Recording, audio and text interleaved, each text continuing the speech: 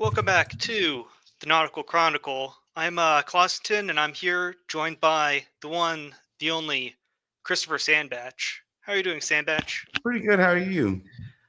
I could be a whole lot better. Um, Yeah. to I intended to pick this show back up immediately after the OGC conference. Um, just right off the momentum, the high of the event, but then things in my personal life took a little bit of a downturn and got very, very busy with a few different projects. And Yeah. all of a sudden, round three of the Nautical Chronicle is a little bit late. Um, I have gotten a little bit of feedback from the first two rounds and a few different questions. So one person asked, "Why are the thumbnails? Why are the thumbnails? Why do they have a typo in them?" And very few people actually noticed. But I'll just is it, uh, I'll just pull this window up.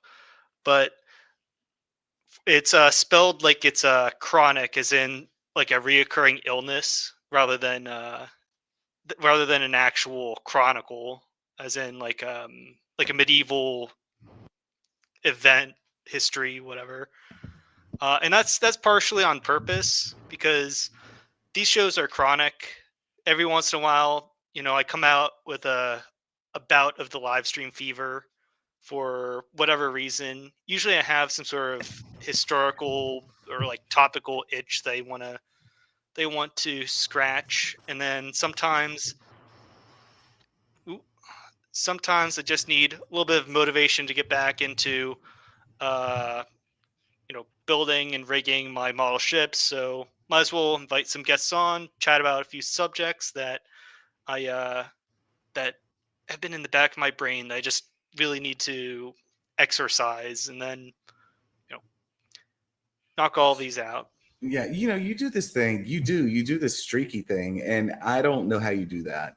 Like, because I'm curious if this is the first time we've ever been on the air together. I think we've been on. I think we were on a stream with who is that guy that calls himself a right wing progressive? He's like Canadian. Was it Uber Soy or whatever? Yeah. Him. I I, think I we think were. that was like years ago, but Yeah, it was a while ago. I think we were on actually my channel once to talk about Nick Land or something like that. Oh But man. Oh man. yeah, that was like 3 years ago. But through a mutual friend of ours, TR Hudson, he approached us.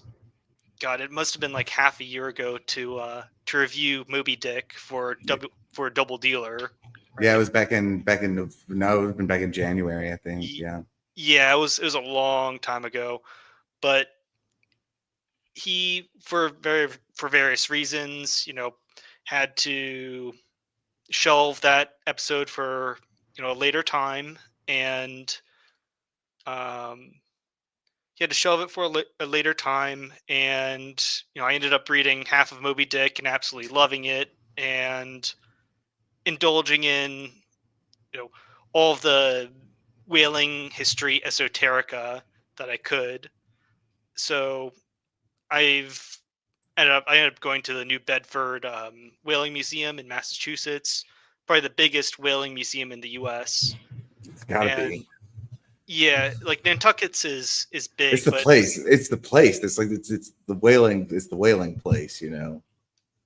well, I mean, it it kind of caught the whaling germ from this one guy, William Roach, but we'll probably get into Yeah. the dynasties and But stuff like like that. today, like when you think about the American whaling industry, like I don't know. Well, I mean, it's probably people in California probably have some. There's like San Luis Obispo or some shit like that. But like Nantucket is the one that you think of when you think of like American whaling in particular.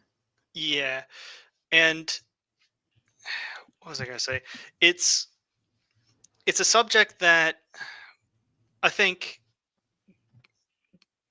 I don't think very many people actually read Moby Dick. They just sort of know the general outline of it. No, I don't even know that. Okay, look, I'll tell you this. Actually, my one of my because my undergraduate degrees in it's really an American literature. It's just in English literature, but I was like, I'm an Americanist, if you know. So it means like, in literature programs, you have like there's a branching path.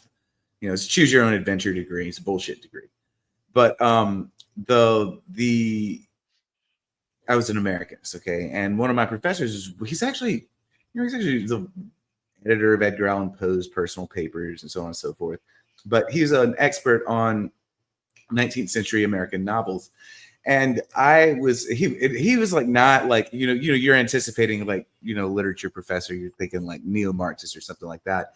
This was like a 70-year-old dude who went to Duke, and he liked to like sit in his office and watch basketball games and like eat like Cuban sandwiches and shit. He was cool as hell. But I was in his office one time. Yeah, I was in his office one time, and he was like, he'd just written a book or something like that, and he got his royalty check. And this is when I learned the nasty truth about being a writer of any kind, which is like he opened his royalty check and said, "You want to go get lunch?" And it's like, ooh, I wasn't very much in that check. But he also in the class had taught the Moby Dick class, and he said he just couldn't get literature students to read it anymore. I think maybe literature students that have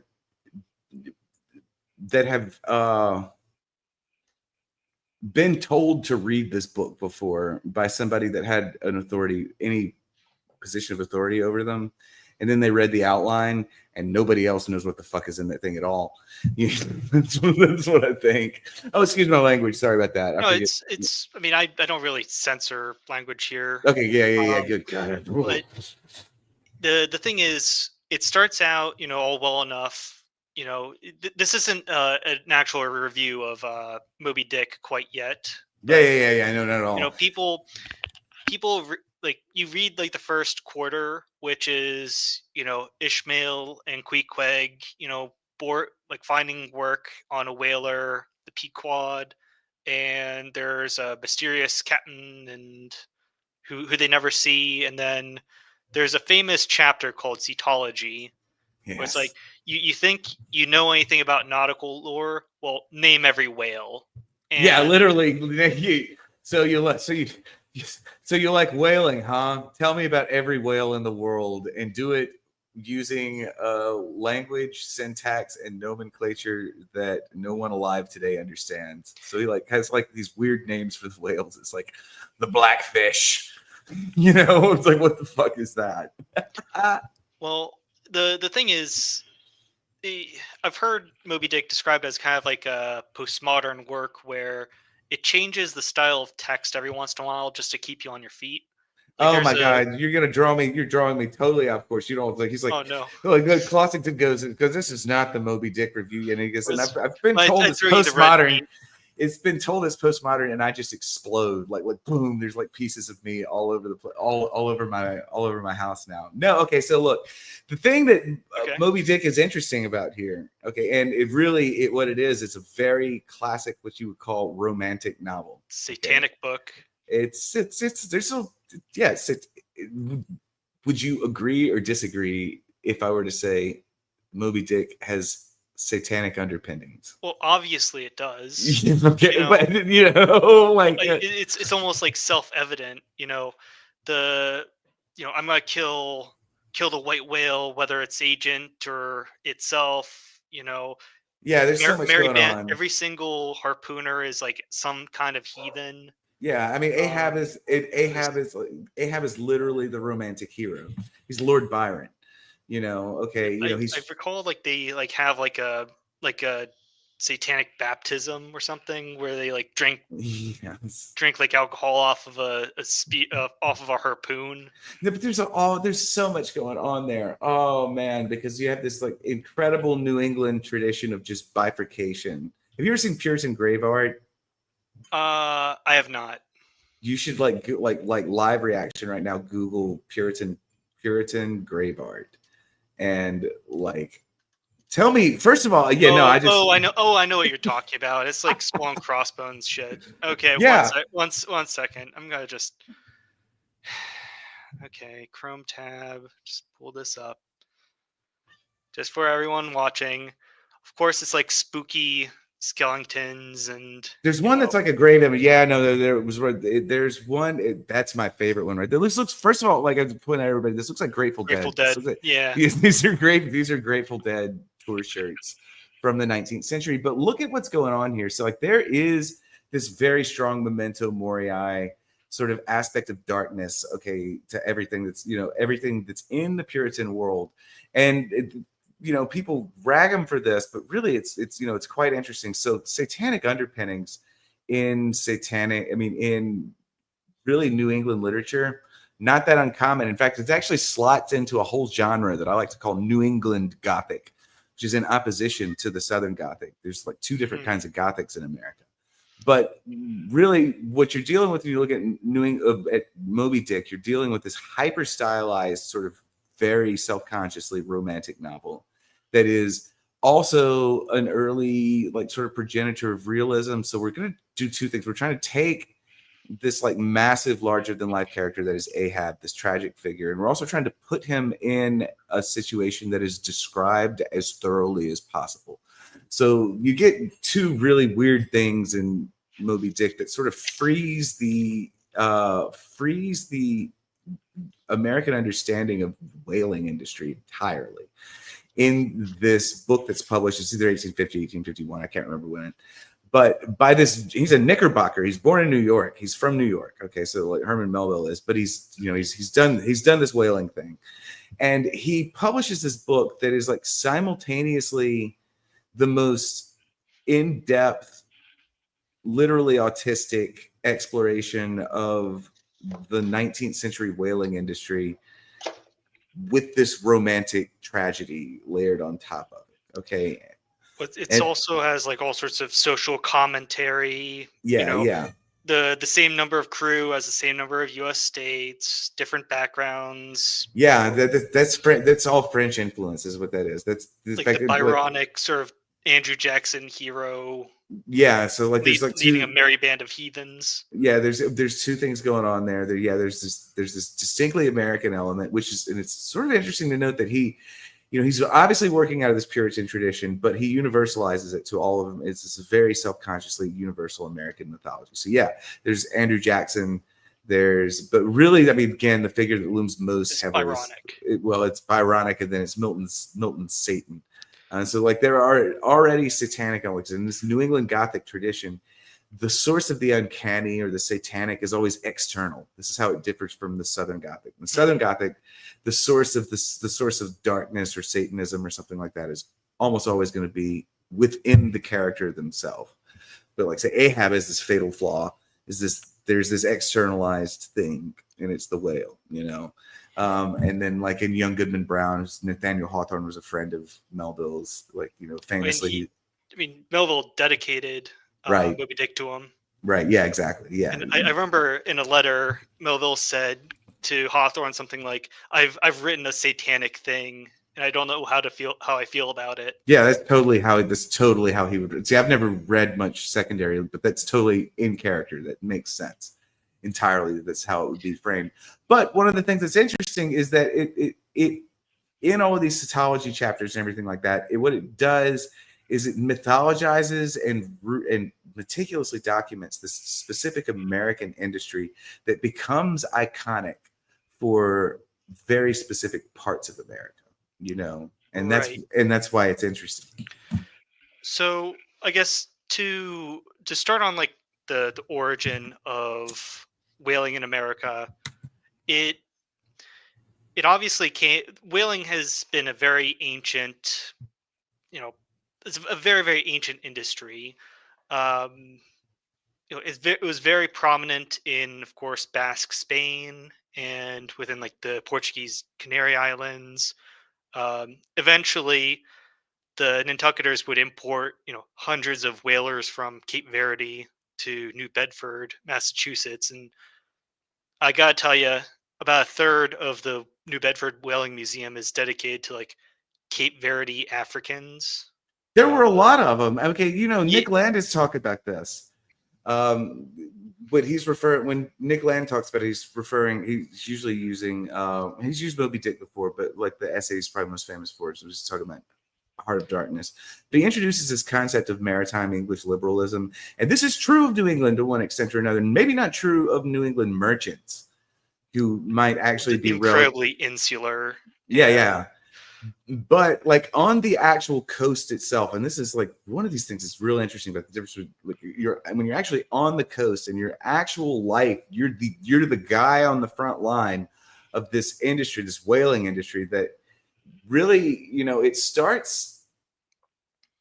I mean, its origins are what in the Mediterranean and like places like Portugal. Like I mean, Well, whaling's it's been a thing. the Bay of Biscay, Yeah, yeah, exactly. roughly. So it's Basques mostly that are doing a lot of this early whaling. Yeah, but the origin of Anglo whaling is partly because of trade deficits with the Dutch. Yeah, that's why we So did everything. yeah, so what happened was in the mid 1600s. So wait, no, just to be clear, also Yeah. we're what we're talking about here is the reason whaling suddenly became a thing. Because like when and like when you think about it, like what compels someone to row a boat out into the ocean and kill a whale? Okay. There's this is an animal that's got limited utility. What the hell do people want from it in the first place? So there are three big items, right? Uh, there's whale oil, which, when it's rendered, produces some of the most. It it produces candle wax, or it can be molded into candles that are superior to tallow and beeswax And that's the original. That's it. significantly. That's the original use. Okay. The other two uses, or the other two functions, are baleen, which I'll just pull this up. Uh, baleen, which are whalebone, like kind of bristle teeth. This is It for was fucking whores, by the way. This is for whores. it It's for was a sort whores of and rich ladies. It's when you hear about whalebone and corsets and that sort of thing. This is baleen. so it's a very plastic like product Yeah. that it it's plastic, but it's bone used in corsets, umbrella ribs, small fashion items. Um, you know, it fetches a very good price per pound. But like, okay, so there's a lot of things. Yeah, no, go ahead and do the And third. and then the third is everyone talks about like ambergris, which is, you know, in the gut of a whale. There's this fruity perfume that you can extract from its guts. I'm burning ambergris right now. Okay. Yeah. And So it's incredibly expensive. I shouldn't be doing this, but I'm burning it on coals because we're doing this podcast. yeah, The scent is incredible. yeah. So but whale oil, when rendered and molded into candles, it burns, particularly sperm whale oil, Well, spermaceti. it's Oh, the spermaceti. Okay, yeah, the spermaceti is I'll also the pull this up. yeah the spermaceti is the oil that forms this massive nose that the Yeah, sperm whale makes. Okay, and sperm it's whales are iconic for this sort of block rectangular nose, and inside that nasal cavity is called spermaceti, which, compared to other forms of rendered whale oil, um, it burns this magnificent white light, um, that's about twice as bright as most other whale oil candles. It doesn't drip fat or grease like yeah. tallow. So like when you think about this, you Um, think about why. Okay, because the rest of these whales, and I'll save this. I'm gonna go into the different whales because I have to. okay, well, But I was going to eventually, just for a purpose in the narrative. yeah, Um, but yeah, it's spermaceti, brightest brightest whale oil, produces almost no smoke. You know, Franklin said, you don't actually have to snuff it for long, and there's no grease residue. Allegedly, it smells kind of sweet, and I know this I'm not familiar with, but like one of the important thing is that it burns brighter and longer. So what it is cleaner, and it's because it comes from a different part of it. A whale that's got a lot more of it consistently in one place. This is a lot of what's going on. So like when you get the oil off the rest of these other whales, like you're usually boiling it off their flesh, and there's big chunk of a sperm whale that you don't have to boil it off the flesh, and that's really that's. I think it might be an actual different material in spermaceti, not entirely certain, but basically one of the thing that I really want to point out here though is that when you look at these products, okay, at the very beginning we have, okay, and again this is in the like 1400s, okay, so it's like the Bay of Biscay is of course is the bay between really France and Spain. If you've ever heard of Gascony, the Basque country, or that whole like sort of armpit of France, it's the Bay of Biscay, and that's where the original European whaling industry is. And at this point, they're not really they're I mean they're probably eating whale meat. Whale meat is historically not consumed. Okay, well, one of the reasons why it was revived in Japan in World War II was because they were starving, yeah, and then they exactly. kept So doing it. So like whale is bad enough that like it's one of those things like the reason you eat a whale is because you don't have anything else to eat. And the but so like the thing that's interesting is that from the very beginning of the whaling industry, there's already this aspect where the products that are being derived from the whale are luxury items. So like think about what we have. Okay, so we have tallow candles.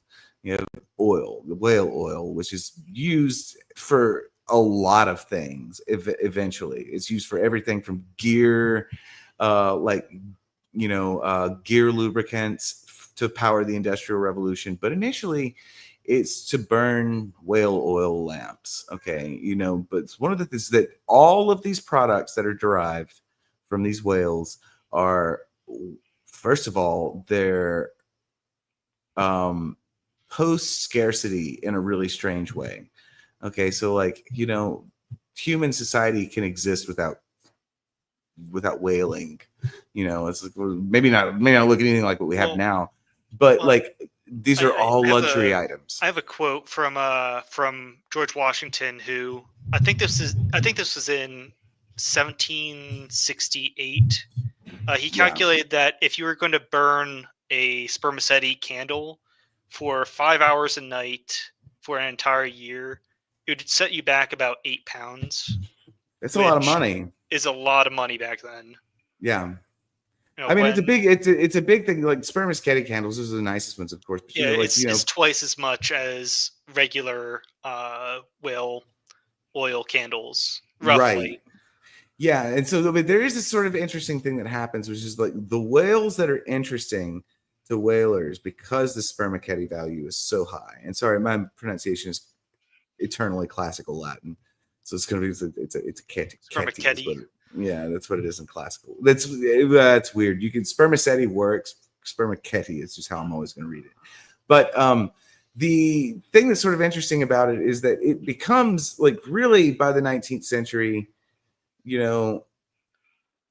are, there are these others, but it's a little bit like people saying there's like, there's industrial uses for silver and that sort of thing.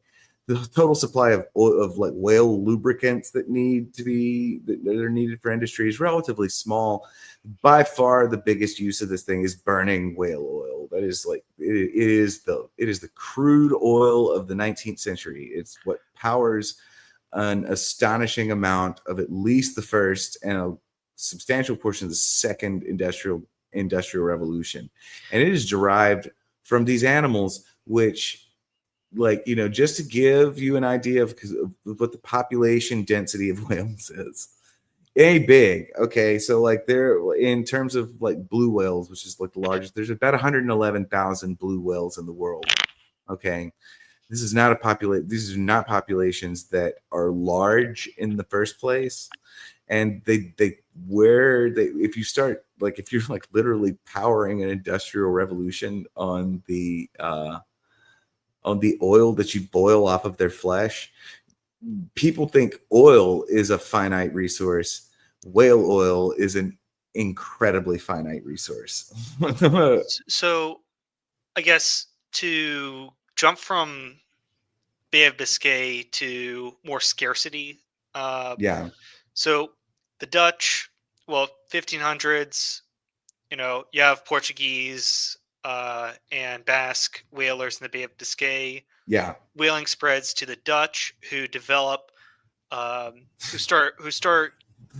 I'm Something trying to, spreads to the I'm trying to Dutch who find it. develop. I'm, Some of the I'm I trying get to find it. horrified. Yeah. Find it. I get horrified when somebody says something spread to the Dutch and then they developed. Like Yes. you're already So about to hear something terrible. so what they did was they created an island in the Falklands called Blubbertown. Oh my god. What it translated to Dutch.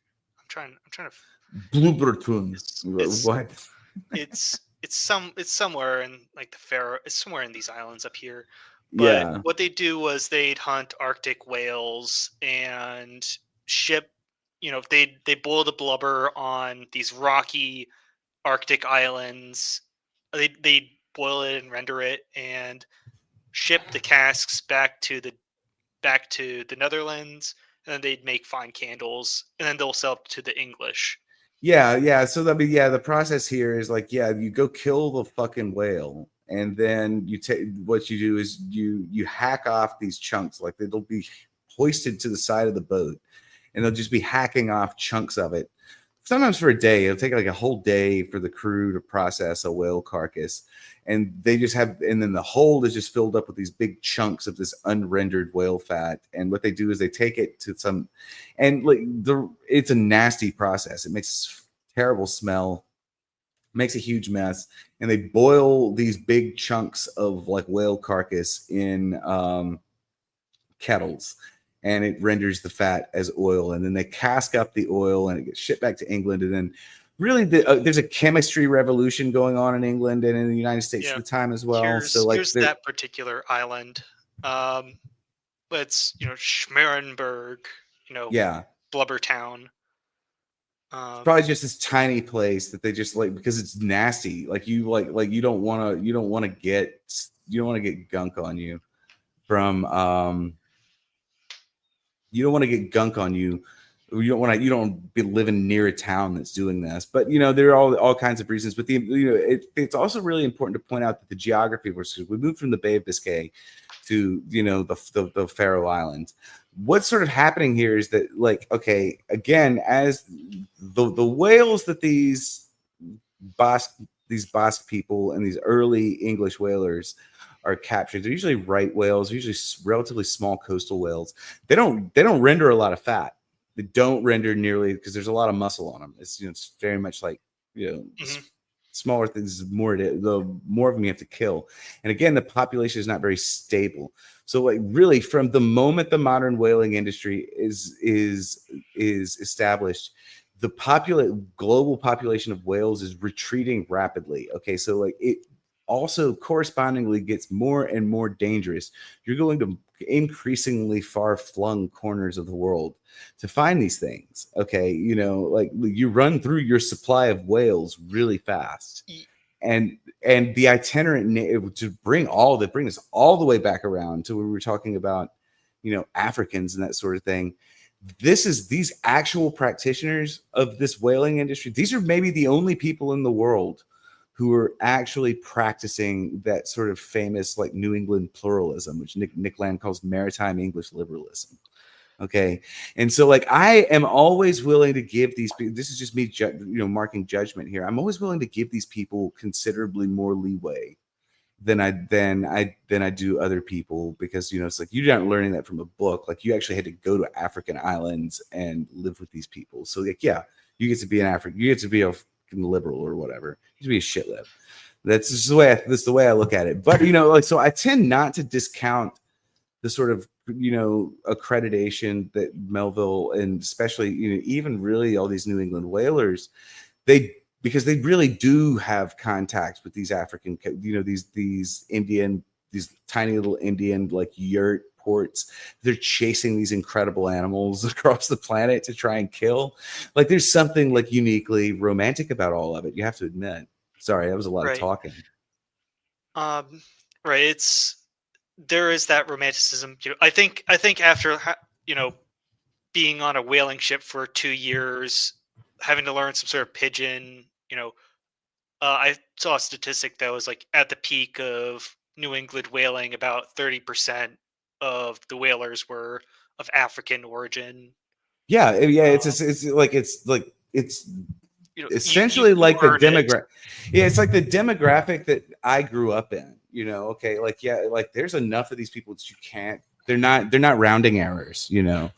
Okay, so you do have to deal with them, and that's one of the things that's really interesting. But yeah, where were we at? Where were we at in so the main so plot? so we're in 1600s. Yeah. Blubber Town. Eventually, the trade surplus is so nasty. The British keep on shipping cash over to the Dutch for these nice candles, to the extent where the British eventually subsidize whaling. They put a royal bounty for a head of a whale What in year is this? 1749. Hmm. So in 1 year, you went from there being whole two whole English whaling ships to about 20 in 1750. Yeah, it's like that's However, there's a little bit of a caveat. Um, in in Nantucket, they never needed these subsidies in the first place, and they already had their own uh, small time whaling industry before the Yeah, main. but it's one Yeah. of these things. It's kind of a small time thing. Again, they're mostly harvesting. Initially, they're mostly harvesting these things called right whales, which aren't just huge, but like it's totally true that like the Nantucket whaling industry, its origins are not even the same as the British whaling industry. It is a uniquely sort of homegrown American industry, but they're disconnected from the sort of main plot for quite some time, and they do get jerked into it here because they have the skills to go kill these animals. And yeah, like we need a lot. Suddenly, we need lots of them. Lots of them, and they need to be from a long way away. So what happened was in Nantucket. So Nantucket is a god awful island Yeah, in this freezing chunk of the uncivilized world. Um, so Nantucket, originally the Puritans, they just herd goats on the island. There aren't any trees. There's no running water or stream or rivers. It's just a hunk of soil and grass in the yeah, middle of. it's like a barrier island or something like Yeah, that. it is. Mm. And so what the original English colonists noticed from the locals is that the local Algonquin tribes, they practice what's called drifting. Uh, it's a form of whaling where uh, during certain seasons when whales pass by the island, the sick and the dying whales will sometimes drift close to the island where it's close enough for the Indians to just kind of guide them into a sandbar or something, and then they'll hack it up and you know process the whale body. So the local English colonists on Nantucket seasonally will start you know having lookouts, and they'll start guiding whales that get close enough to the island to drift them into the sandbar, and they'll hack them up. And these are usually those smaller right whales anyways. Right? Yeah. um, but eventually, um, like do you know much about the actual Quaker settlement of No, Nantucket?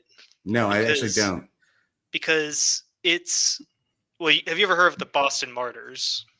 No, I haven't. See, this is like one of the reasons why, because like I am remarkably not like it's like one of the fun things about Sandbatch is you can like teach him New England history with like wide-eyed wonder. I'm like, whoa.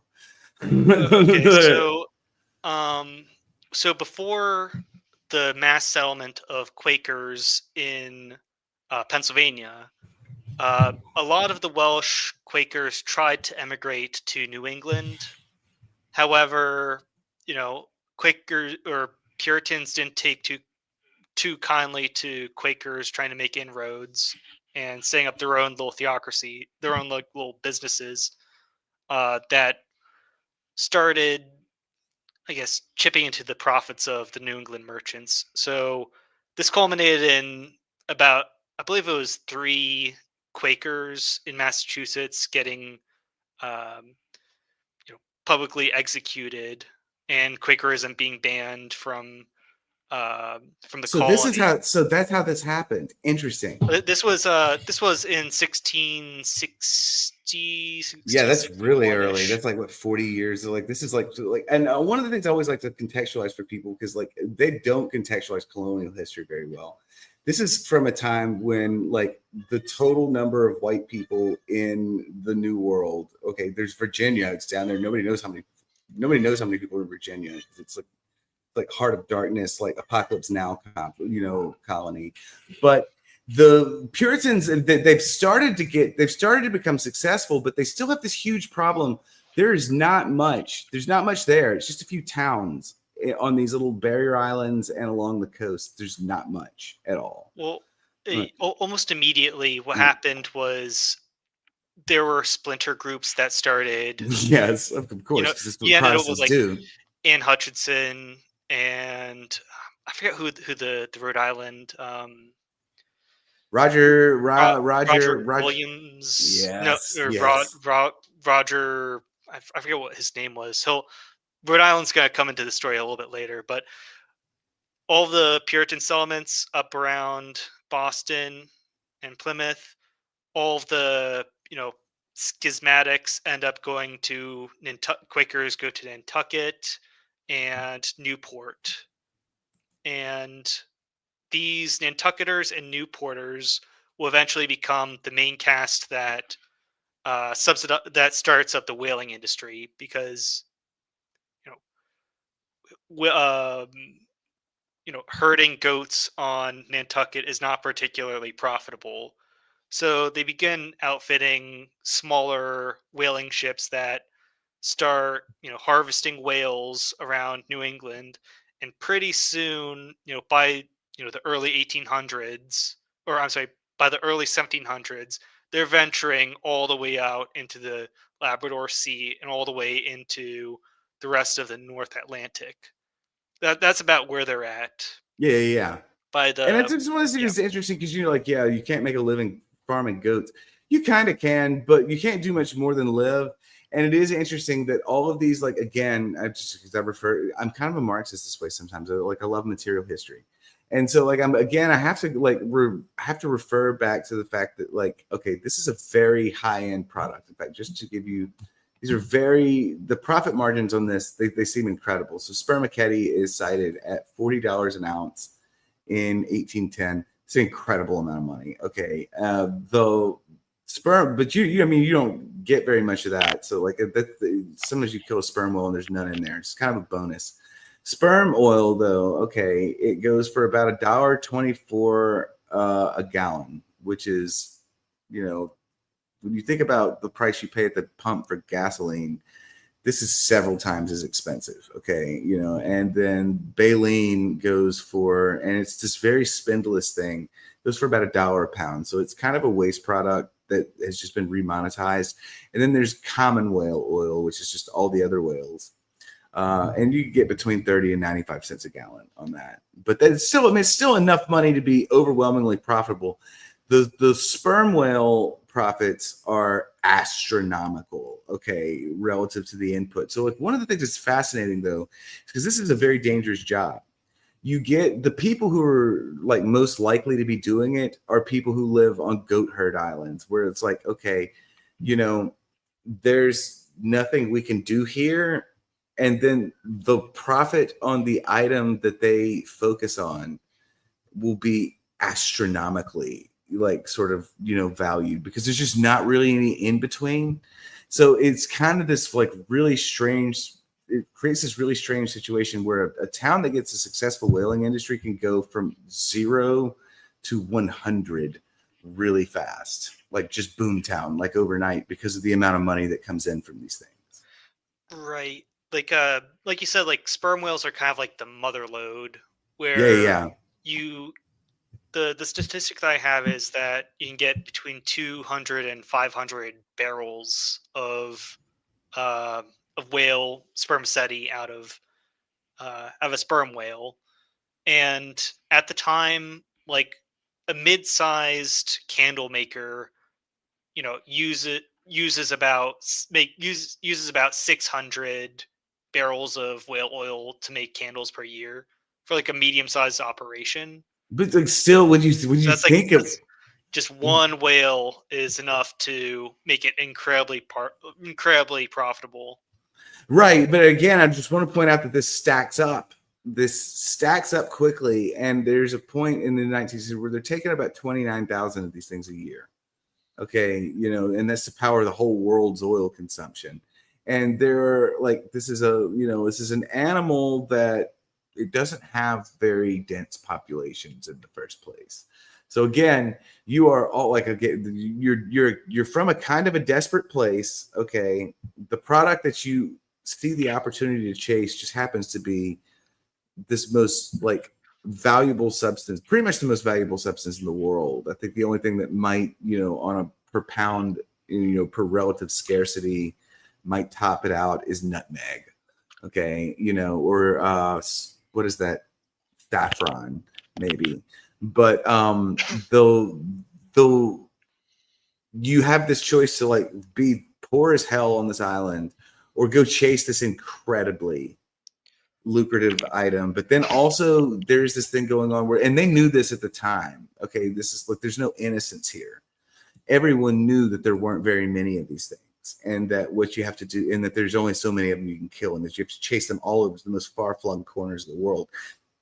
It makes for a very interesting lifestyle. It makes for a very interesting sociology that develops along this very specific coastal region of New England. So what ends up happening, right, is there are two main developments, or I guess three, in the early 1700s in Massachusetts or in Nantucket. So the first is the invention of the try-works, which is think about them as like mobile cauldrons for rendering oil out of. Let's pull it up. The first is the invention of try-works, which are these big cauldrons that you use to boil blubber into oil, and then stuff the oil into caskets and ship it out. Basically, what these try-works did was it turned a whaling ship into like a mobile like processing plant. So you don't actually have to bring the whale back into the island. You can Right. just render it out on sea. But it also means that you can go much farther and convert more whales into oil. Yeah, I mean So these voyages these voyages are getting to this point where they take an extraordinary amount of time. yeah, it's about 1 to 2 years at this point. Yeah, so 2 years, and we have to remember, like, just And then for they start getting into the South Atlantic too.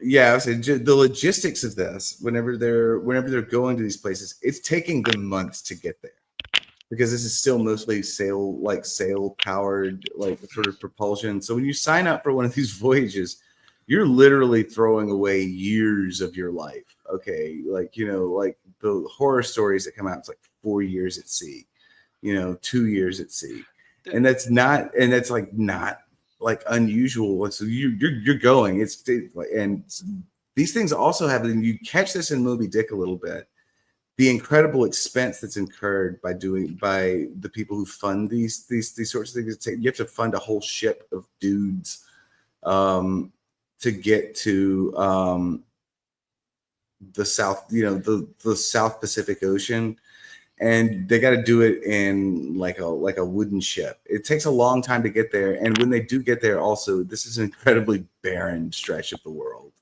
Like, you know, it's one of these things that's also worth pointing out is that like there's still like probably the most remote portion of the world still today is the South Pacific off the coast of like Chile and Argentina, like 5 or 6 days out there. The I, space that you're in is so mhm. big and so foreign. It's sort of incredible that people went there. I think Moby Dick mentioned how like the orphanages would chip in money to invest in these whaling ships. Yeah, it makes total sense. That's Every awful. yeah, it's very morbid. Um, This but 19th century capitalism is so dark. and there's also the fact that these guys weren't paid wages; they were paid in what was called a lay. You know, they get like an average seaman would get, you know, 1/300th or 1/400th of the profit share of the actual voyage, Yeah, which yeah. So they're it also creates this interesting situation where the whalers are all highly personally invested yeah, in this in the venture itself. captains get about a 1/16th ish, 1/16th to 1/40th, depending on how competent your captain is.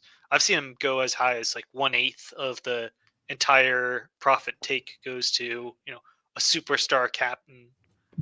Um, but yeah, you have this very grim like there.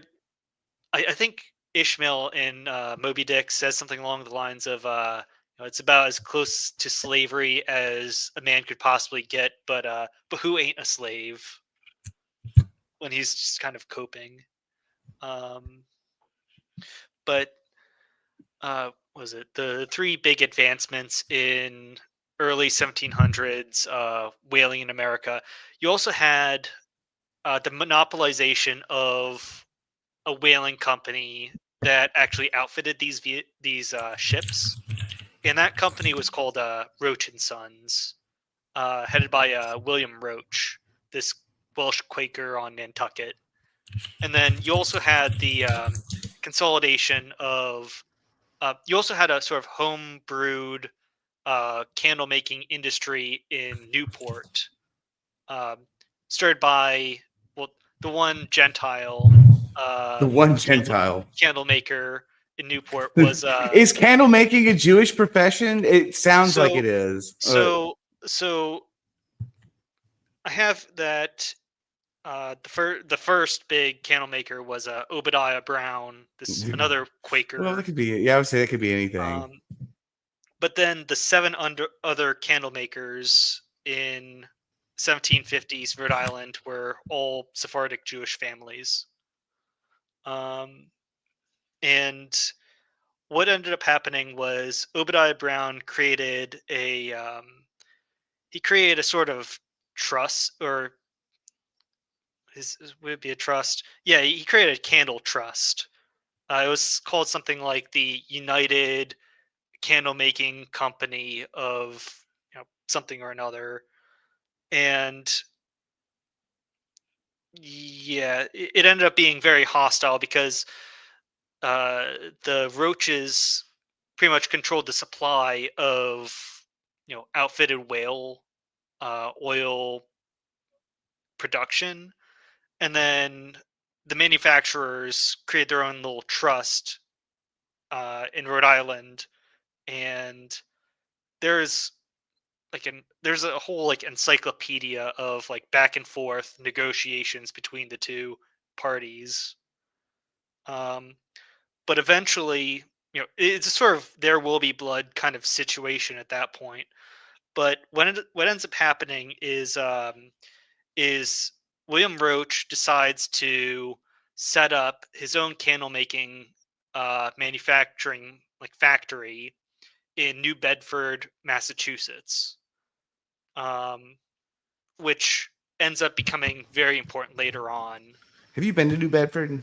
Yeah, I just said that, or I think Yeah, I yeah. said at the beginning that where is it? Yeah, You underestimate how bad my Yankee geography is. You have to tell me the names over and over again. yeah. It's like they have the largest model ship in the world there. It's a 1 to 2 So scale. that's so on. It's so on point. Like, okay, what 1 to 2 scale? Why not just go ahead and build a ship? Well, it's because it's already like a warehouse like Oh, okay. size thing. Um, Do you know I used to work at a naval museum where we had and actually whenever you first, if you didn't have such a 19th century, if you didn't have a focus already for me, I was gonna say mhm, let's talk about the USS New Orleans, because mhm, I used to work at a naval museum that had a 1/14th replica of the USS New Orleans, which is this kind of like weird mhm, emblematic. It was the most advanced heavy cruiser in the US fleet for like 10 years whenever the Navy didn't do anything. But it is sort of vaguely interesting because have you ever we're way off topic, but have you ever heard of the USS New Orleans? I have not. You should look There's into it. But a yeah, anyway, back to whaling. so eventually Roach sets up his own candle making business in New Bedford, and Yeah. if you know anything about uh, Nantucket, it's not great for any sort of. It has very terrible ports. It has very Yeah. shallow Yeah, sandbars, it's just but sand everywhere. Like there's but nothing actually good about this place. yeah. So whaling comes partly out of desperation, but whenever they finally got enough money to invest into their own uh, candle making infrastructure in New Bedford, they start investing you know all of their profits into building their own industry outside of this Jewish trust. Um, and then the American Revolution happens. Um, but I do have this statistic that between 1768 and 1772, uh, whale oil accounted for 53% of all sterling earned by direct exports to Great Britain from the northern colonies. So already it's a massive cash business. Um, so it's yeah. So This is Sandbatch, no wait. Oh wait, hold on. mhm, I got my mic was sure. muted for a minute. But like, yeah, this is important. I want to point out how much money this creates, how quickly. Okay, it's insane because look, this is one of the things that bothers me about people in history generally. Okay, is that they will tend to like sort of I call it the telescopic. Oh no, there's actually a much more formal term for it, but time tends to telescope the further back you go, and it telescopes much quicker than you think it does. So you like register 19th century whaling industry. This is a bit like the cotton industry further south, but even more accelerated. This is bringing incredible amounts of money into very small, relatively poor locations like incredibly quickly. Like this is like it's like so fast that like it almost all flows in and out too also, which is as fast because they didn't have any time to develop any literacy around business or anything like that either. So it's just these dudes that are going out to catch these whales, these like dudes from all over the world that come wash ashore in New England. They're going to the far-flung corners of the world to catch these whales, okay, to kill these whales, and they're coming back and they spend all this money and it just flows directly upward, towards towards the class of people that are financing it. So like, yeah, they create boom towns, but they're also like these Bitcoin bubbles is almost the only way I know how to describe it. Like economically, they behave like Bitcoin bubbles. And I'm sorry, I'm like this. You No, had to know it's this. all right. You had to know this was coming when you bring me No, on. it's No, of he's like course. Like he's gonna I'm almost counting on you for certain embellishments. he's gonna talk about grain prices in Amsterdam. That was when I was in grad school. Like everybody would just And start. then the Dutch found grain. Yeah, Um, exactly. That's what I'm talking. Like he's gonna talk about fucking prices of commodities and how money flow. Because to me in history, the most fascinating thing in the world is money flow. How does money flow through a place? And money is flowing into New England at an incredible rate, in a way that these guys that are doing these whaling tasks, they're like what you would call what since Curtis Yarvin said it. I'm not going to say it live. Oh no. Niggardly is what they are. They're niggardly. Okay, they're In the this is like Shakespearean sense, this means stingy, yeah, well, but kind they of. do. Yeah, it's fast, but they spend all this money on like whores and booze and houses and fancy carriages, and they really live it up when they're at home. So this is it. Also creates this very sort of vacuous exception to the rule that the larger New England culture has kind of internalized. Like you know what I'm talking about? Yeah, like just the flow of cash in a Yeah, very there's particular set of hands. but it like creates this kind of like man about town that is not the New England like Brahmin by any means, but like he's like spending like making it rain whenever he comes home. It's just like living near an army base, or like The dating an first itinerant oil worker. Yeah, go ahead. the first things that they do um, is invest in some of the first public public running water in the Americas. That ends up being in New Bedford. Yeah, it's just an obscene luxury, actually, when you think, and like the guys who are like catching the windfall of this luxury are like these like one-eyed New England like sea merchants. It is an incredible mix, sociological mix that's created by this incredible flow from these very rare animals. It's totally unique. Like every time I talk about the whaling industry, I'm like, I can't believe this happened. you So know? so you say that all this money is coming in very quickly, but as soon as the revolution happens, where do the Quakers place themselves in sort of Tory loyalist versus patriot spectrum? Like you would normally I would say this is I would normally expect them to take the like you can't kill the whales side of like they would invent the you can't kill the whales side, but I imagine in this case they went the other way entirely and became the most ruthless motherfucking whalers in the world. So Uh, one of the lecturers that I listened to in preparation for this said, or I found a quote from him saying, "Quakers are neutral in all things except profit," and this is actually very true. Um, they tried to play all sides and ended up getting getting bit by just about everyone. Um, This is so why there's so few of them now.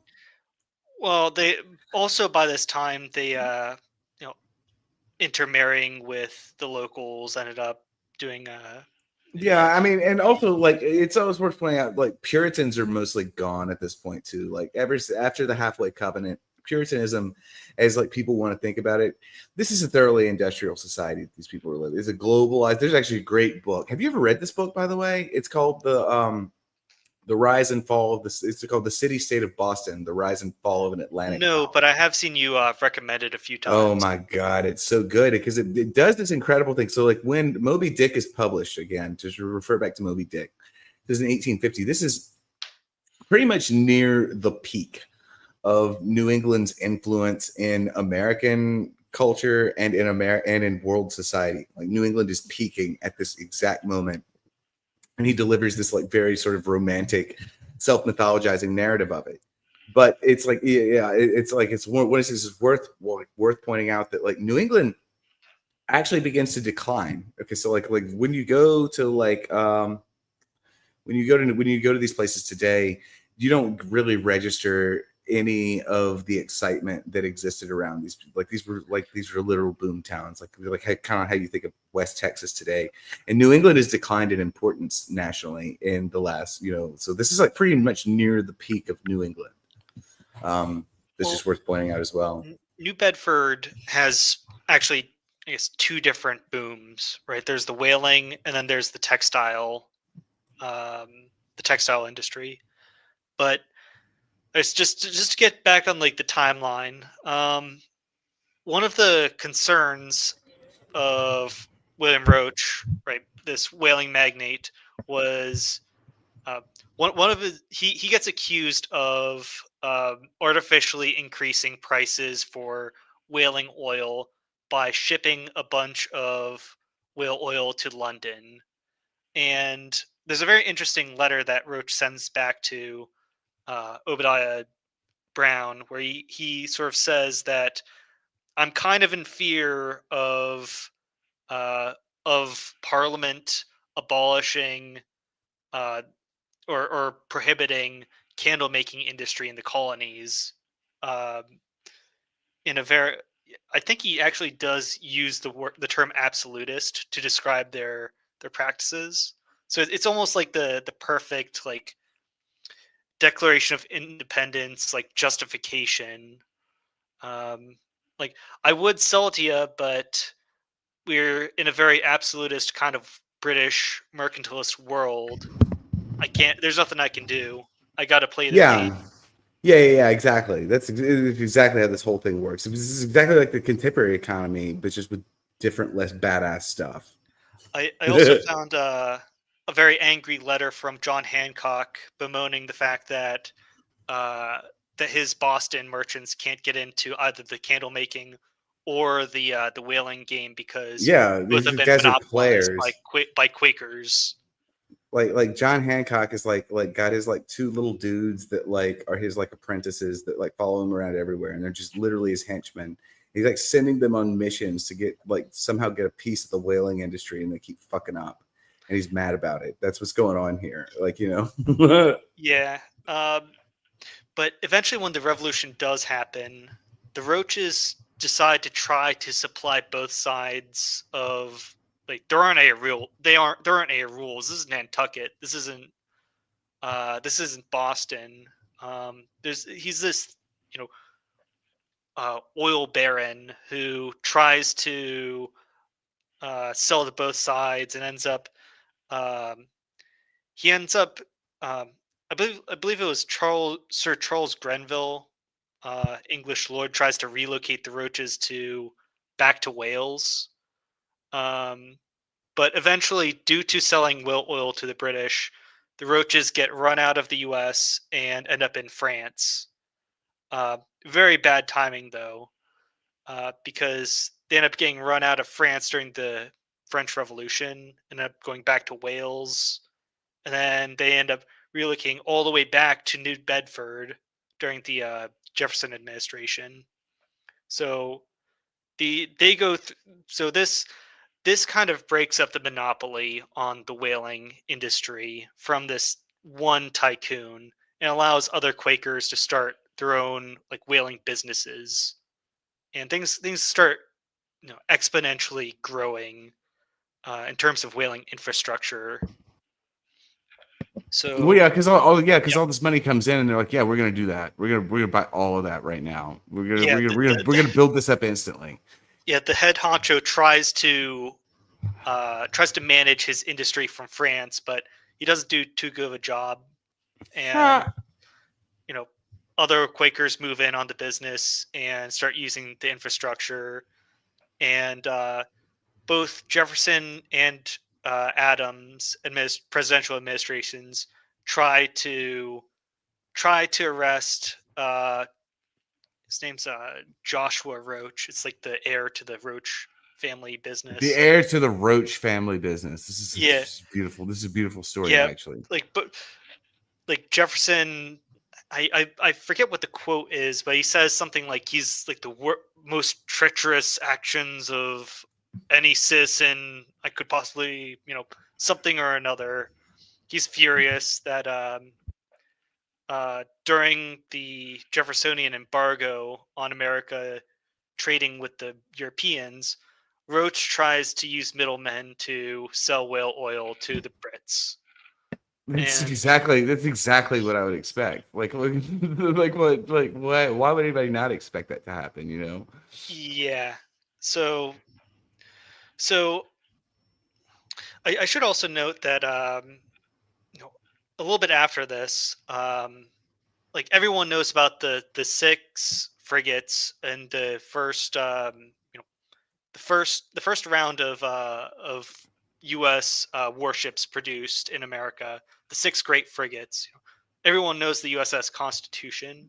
Yeah, I don't even know the names of the other ones. I only know the Well, Constitution. well, there's a little movie called Master and Commander. Um, Oh yeah, I forgot so about that. so the French privateer that that the Surprise tries to fight. In real life, it was the USS Essex, Yeah, aka it's an American ship. Yeah.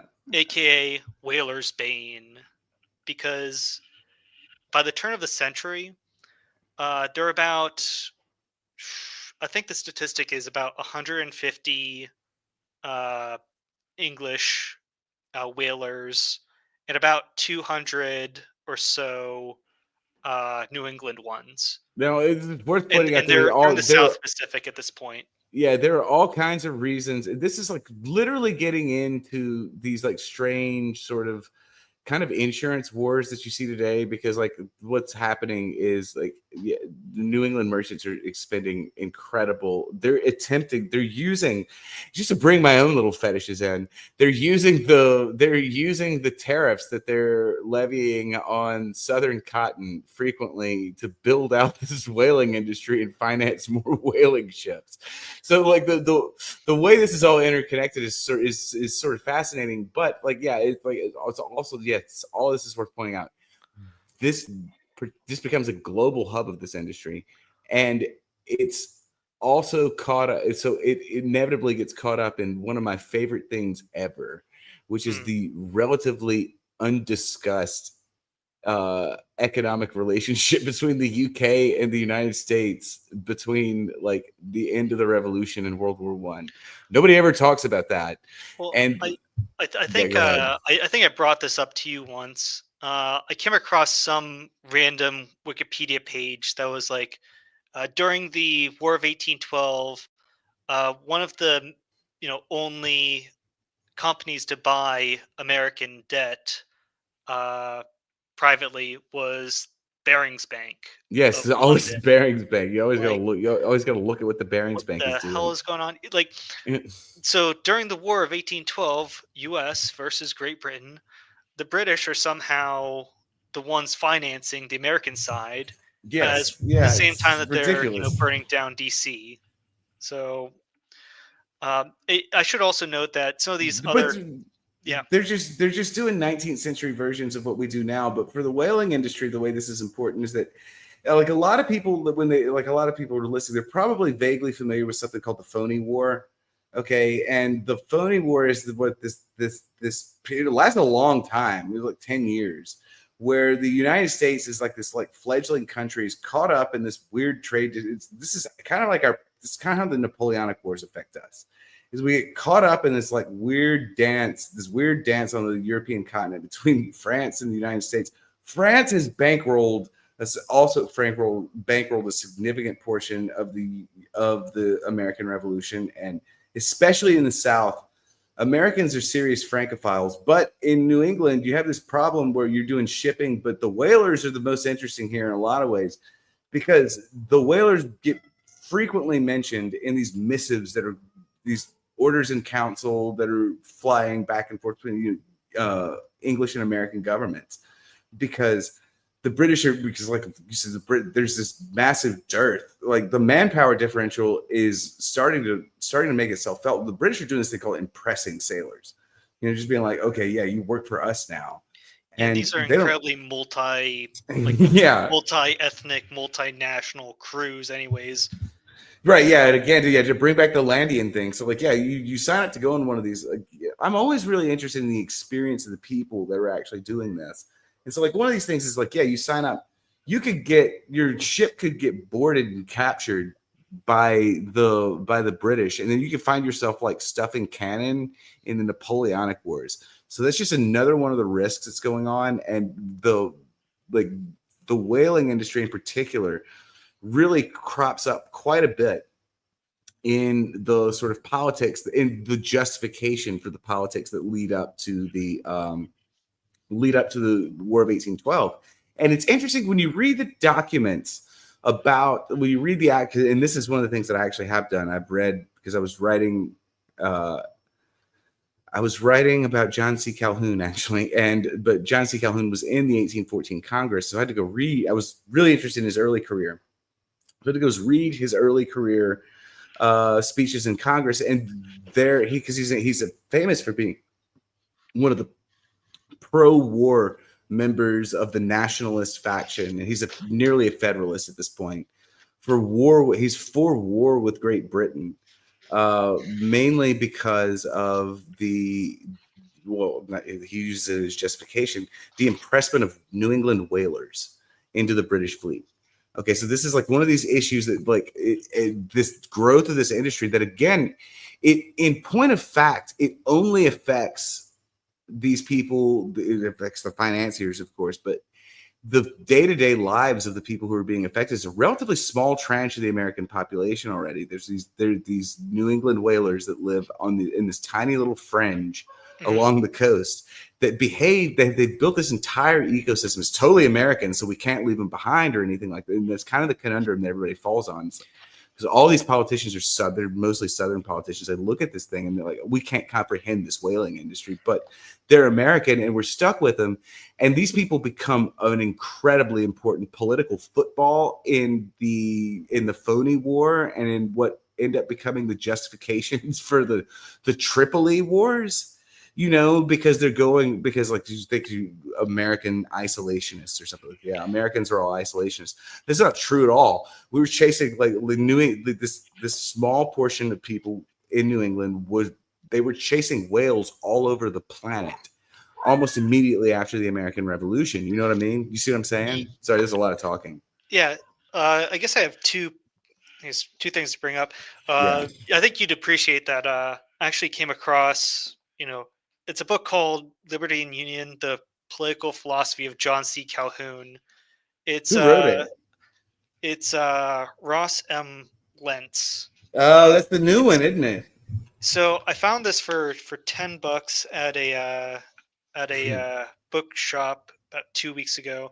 I think the speech that you were talking about was Calhoun's speech on the resolution of the Committee on Foreign Relations, There's that one. 1811. Yeah, there's that one, and then there's going to be a speech because like Mhm. his speeches tended not to be like it's going to be like a speech on the banking bill, which is and that's how it's going to be entered in his papers. But it's what he's actually talking about is the banking bill is the attempt to justify the American government passing excise taxes that will fund a war effort.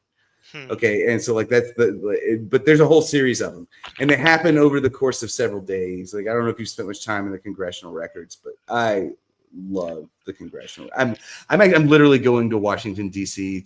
on like beggared pretenses to go fuck around with the congressional record for 2 weeks. Is like what I'm because it's so fun to mess around with. But yeah, Calhoun is talking about these banking bills and everything, but look, what's essentially happening is that these whalers are being used as a political football between the pro-war and the anti-war faction, which also shakes out quite a bit along the lines of pro-war, pro-French, anti-French faction. But so like this speech will nominally start on the subject of funding a bill, but like these are live interactions in Congress, of course. And so, like, when somebody like Daniel Webster gets up to ask a question, of course, he's another one of these great orators. What'll happen is the whole course of it'll still be entered in the record as the banking bill, but they have this massive aside where they go on and discuss the reasons. This is an ongoing process. This dispute over the impressment of sailors and what is America's relationship with Great Britain and France, and these whalers, this demographic, the whalers get caught in the middle as the football that's being passed around. And so you'll have these figures in Congress that are just like they're coming out of nowhere and they're like talking, well, let's talk 132 impressed sailors, and that becomes the basis on which the United States is going to enter the Napoleonic Wars, and it's really fascinating how that spools out. But these whalers become this incredibly important political football because of their financial worth and among other things.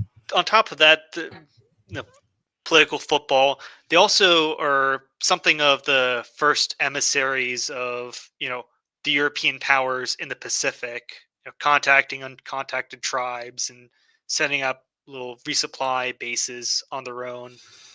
But that starts a little bit later, I think. In this time frame that we're talking about, though, I do have a note that the Quaker whaling investors also branched out into insurance and banking right before Well, yeah. War of Okay. 1812. I mean, it's it's one hell of a thing to have. In terms of what would it be called? Uh, it's a lot like profits from a successful whaling expedition is one hell of a collateral. Um, to and there's also, I guess, the massive amount of, well, if you're hedging bets on whaling expeditions, you're already somewhat in the insurance game um, already, and it was much easier for them to, I guess, start having their own insurance companies rather than relying on the what's the famous British insurance company for shipping. I've That it's I one of have no idea. That I have no it's idea. like a really sailing ship Oh, you can hear me, can't you? insurance Sorry, I was typing. company. Um, I forget what it's called, but it's like a very famous. I'll look it up eventually. In terms of diplomacy, I do have a record of John Adams when he was ambassador to London towards the end of the revolution.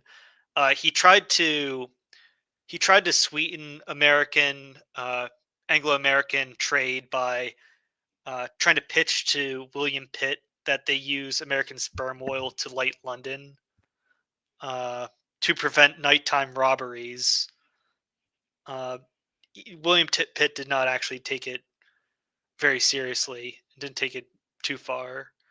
But at the time, there were about, I think, 5,000 like lanterns or like night lights that London had. It was like the most well lit or the best lit city in the entire world at that point, and they were consuming a ton of a ton of lighting. Um, so it was something of a geostrategic interest to have reliable suppliers.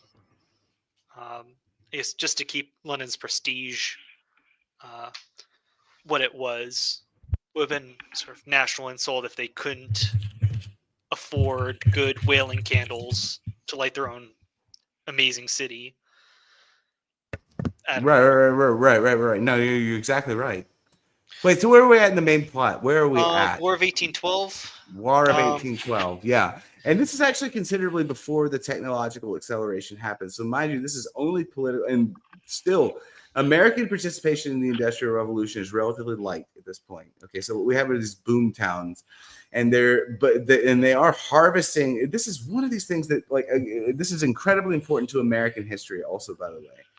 This idea that are we going to become an extractive economy or a financial economy?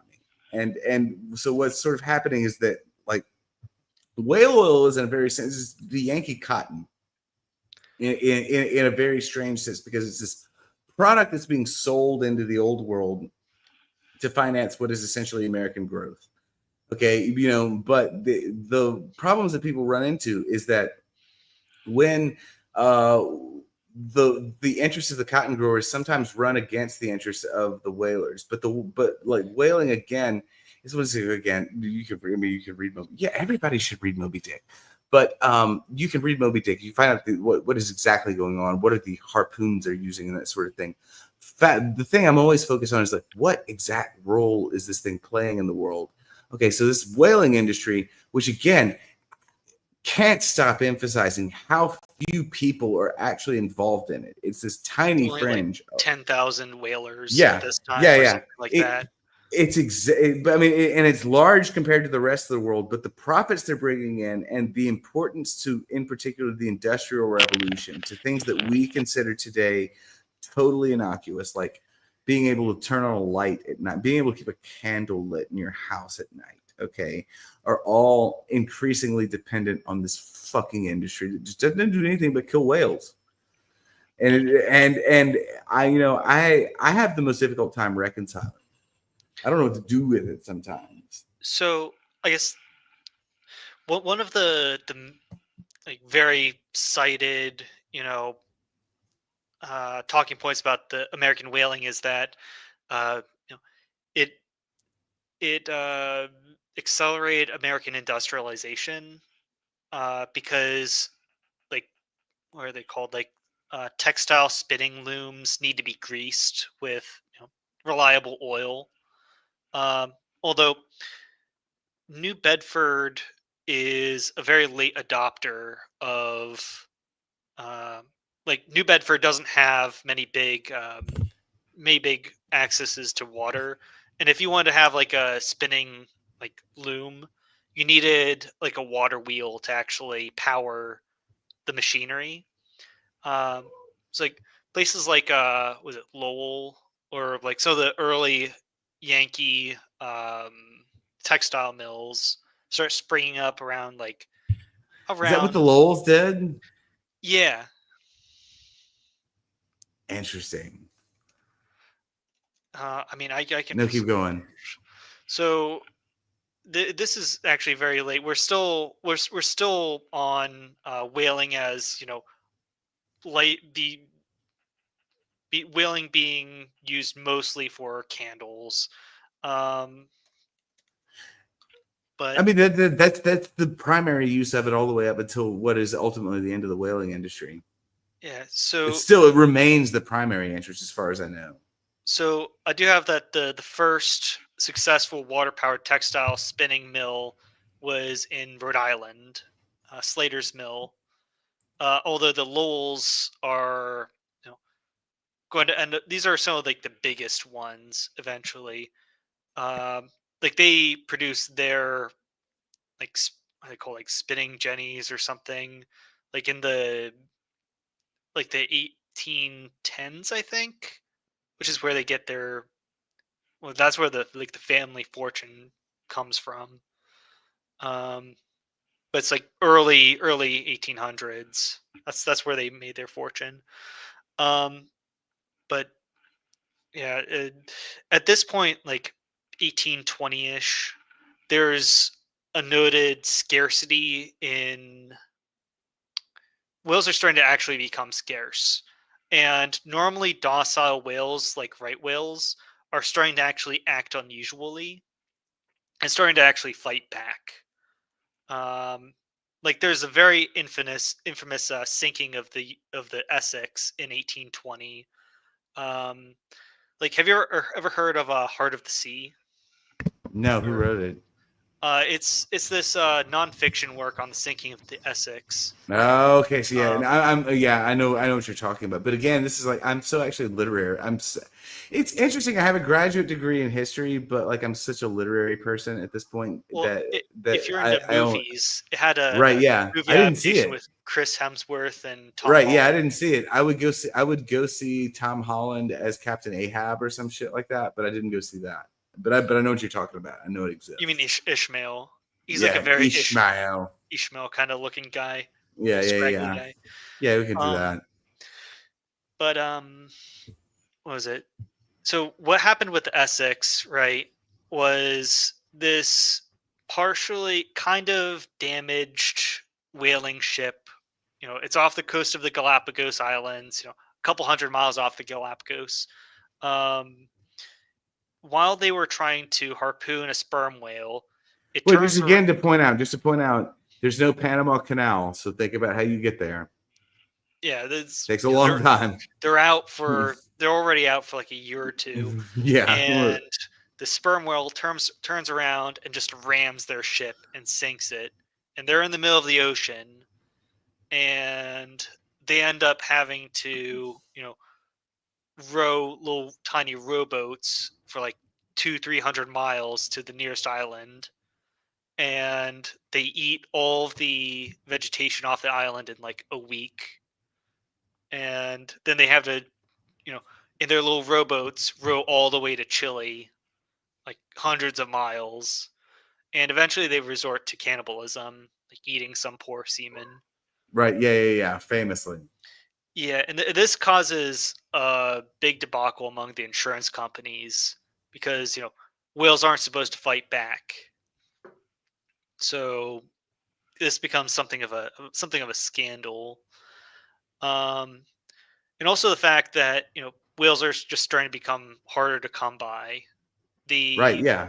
Yeah, You're already almost. That's why I've been emphasizing this over and over again. You're already almost through your whole supply of these things.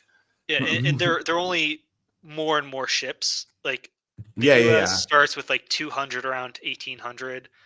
When it peaks in the 1840s, there are about 700 ish Yankee whaling ships scouring the world out of about 900 total between all of the national whaling fleets. Um, but whales are starting to become harder to come by. Um, I also have a source from Captain William Scoresby. He was a an English whaler. Uh, so when you're trying to kill a whale, right? How do you do it? How do you kill a whale? Well, you get into That's a limb. when you think about this, this is a much better question than like it's like, oh, how are you going to actually do this? You know, how many of y'all have seen a whale before? Also, They're big, most guys then couldn't swim anyways. right? Yeah, So how do you kill a whale? So what they do is, there are two guys in a crow's nest that look for a whale. Once they see a whale, they launch these small little whaling boats off the mothership. Each mothership has like 3 to 5 ish small whaling dinghies, and what you do is you quietly try and sneak up on it, and then you harpoon it with a barbed harpoon. And these harpoons, they're kind of heavy. They're like 5 to 8 ish pounds. So it's like, how do you shot put? How do you kill like a whale with a shot put?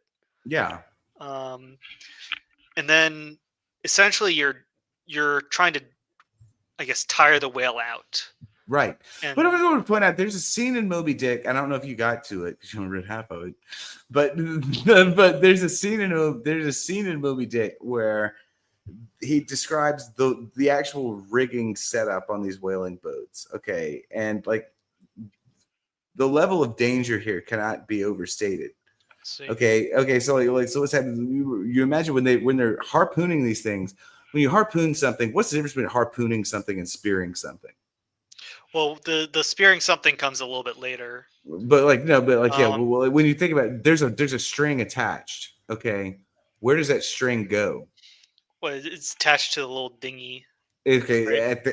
at the end of the whaling, the whale, yes, of course, attached to the dinghy, but there's quite a bit of because when you think about the 10, do you want to just like let the rope let the thing jerk off with you?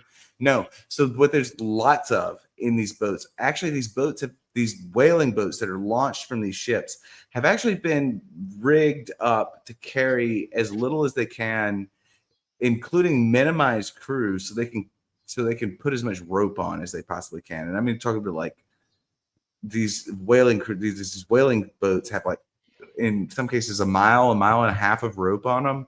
Okay, and it's rigged up in this incredibly complex way. So this is one of these reasons why like keeping these rigging boats is so difficult, because the trajectory that because this rope is coming out at a spool, like whatever one of these big whales like makes a run on them, and this is what's Mhm. happening.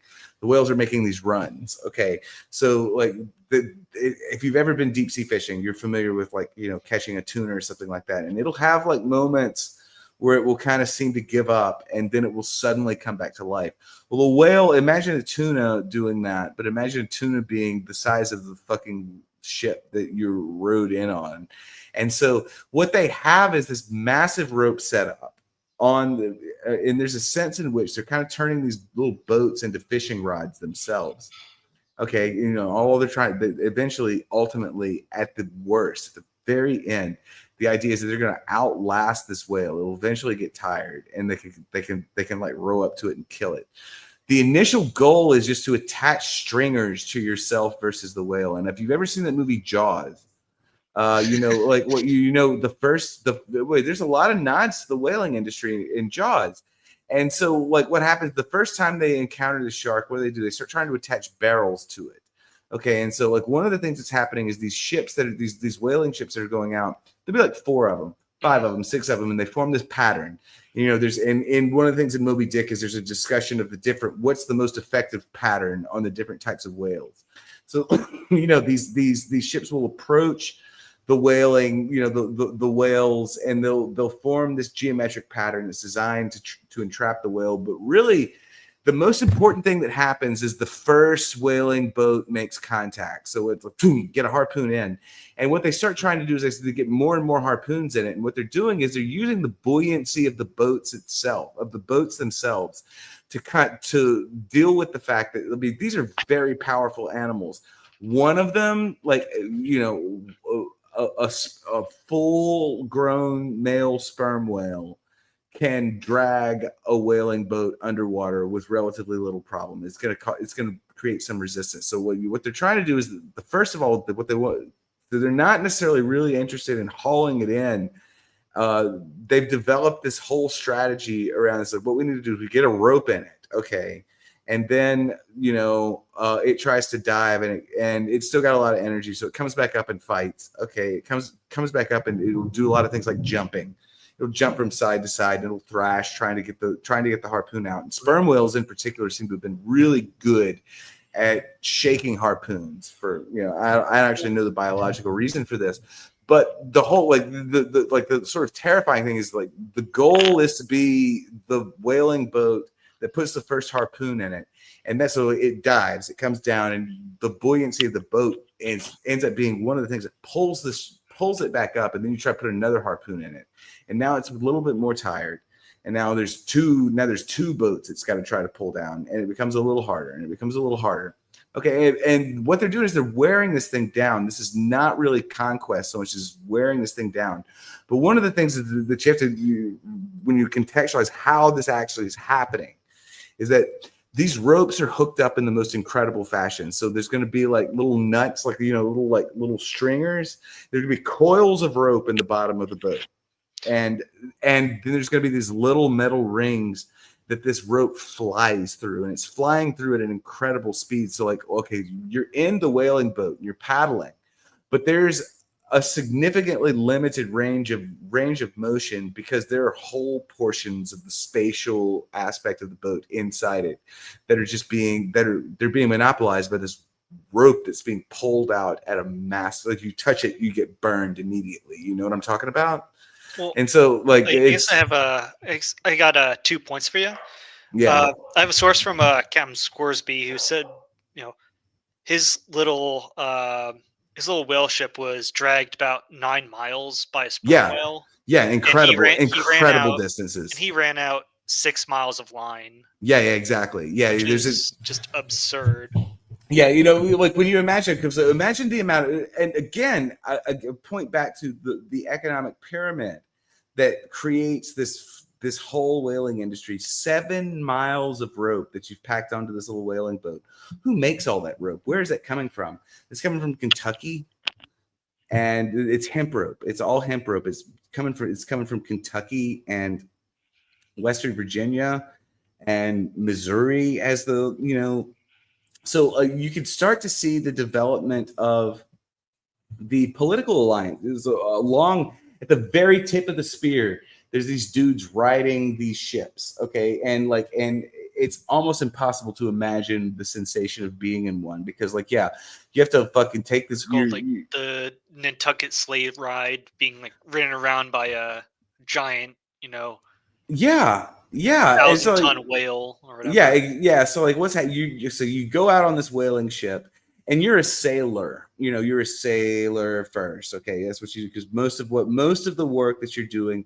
This is the kind of difference between these whalers and the Navy. Okay, most of the work these sailors do is like changing rigging, just being bored on a ship, that sort of thing, and the thing they have to do then is when they find one of these whales, you know, they have to get on this boat, and then they have to become this whole other type of person who is like in this very very constrained environment, even though it's like it's open. There's not very many people there. This thing is packed to its brim, and all around you, all the time. As soon as you make, the goal is to row up to this animal. There's several times the size of your boat, several times. This is more you. There are not many people in America right now that can comprehend how terrifying this is. Like you have to be like on the level where you've like encountered a grizzly bear in the wild alone by yourself. And that's the kind of danger that you're in just rowing up to these things, because like they're just the amount of kinetic energy they create is incredibly dangerous.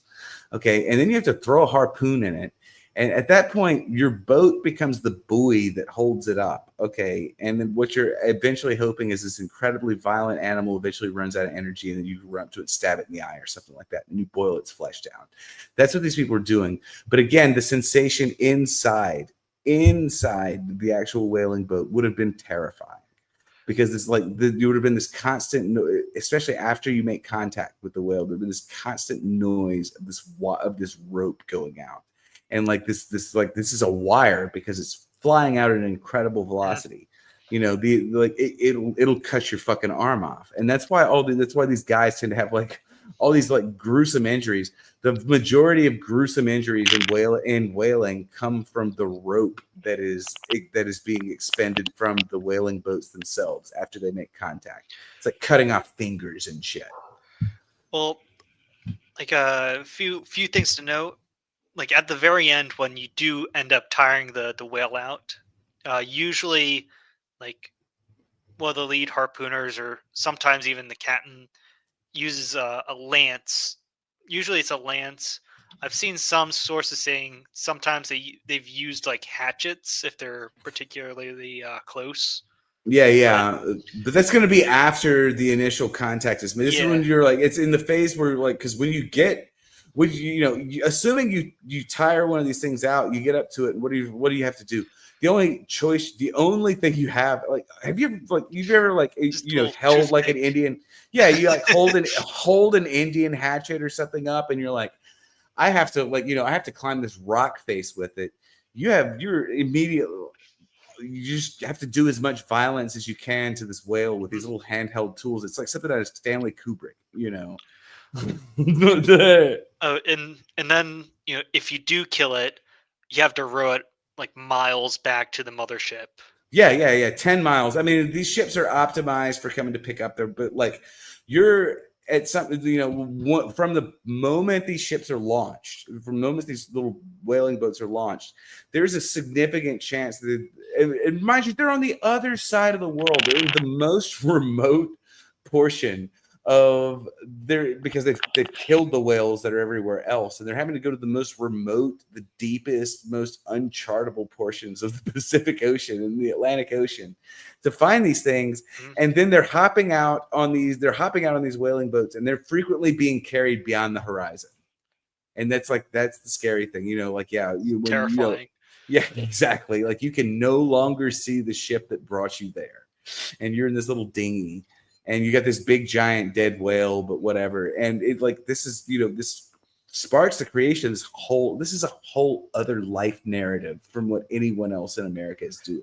Yeah, right now we're like describing the sort of like golden age of whaling, climaxing in the death of the whale, and now the final like, what do you say, the like ripping the whale apart. What would it be called? The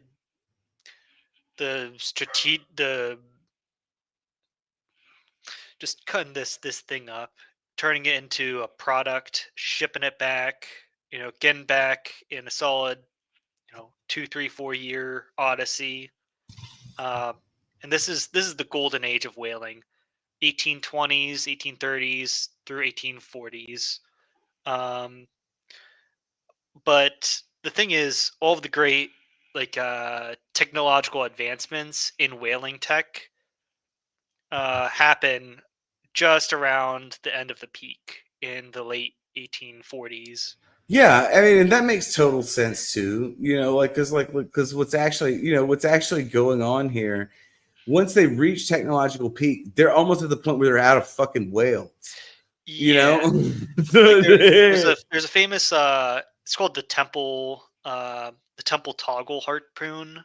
Uh, basic like a harpoon, you're supposed to hook the whale, but what it is essentially like a latch where as soon as you hook it and then pull it back a little bit, the latch closes and sticks into the whale. And like he discovers it from some like Inuit tribe and creates it in like 1840 48, I think. But this is An this is towards auspicious the end of year. it. An auspicious year for everything. Yeah, the very end of it.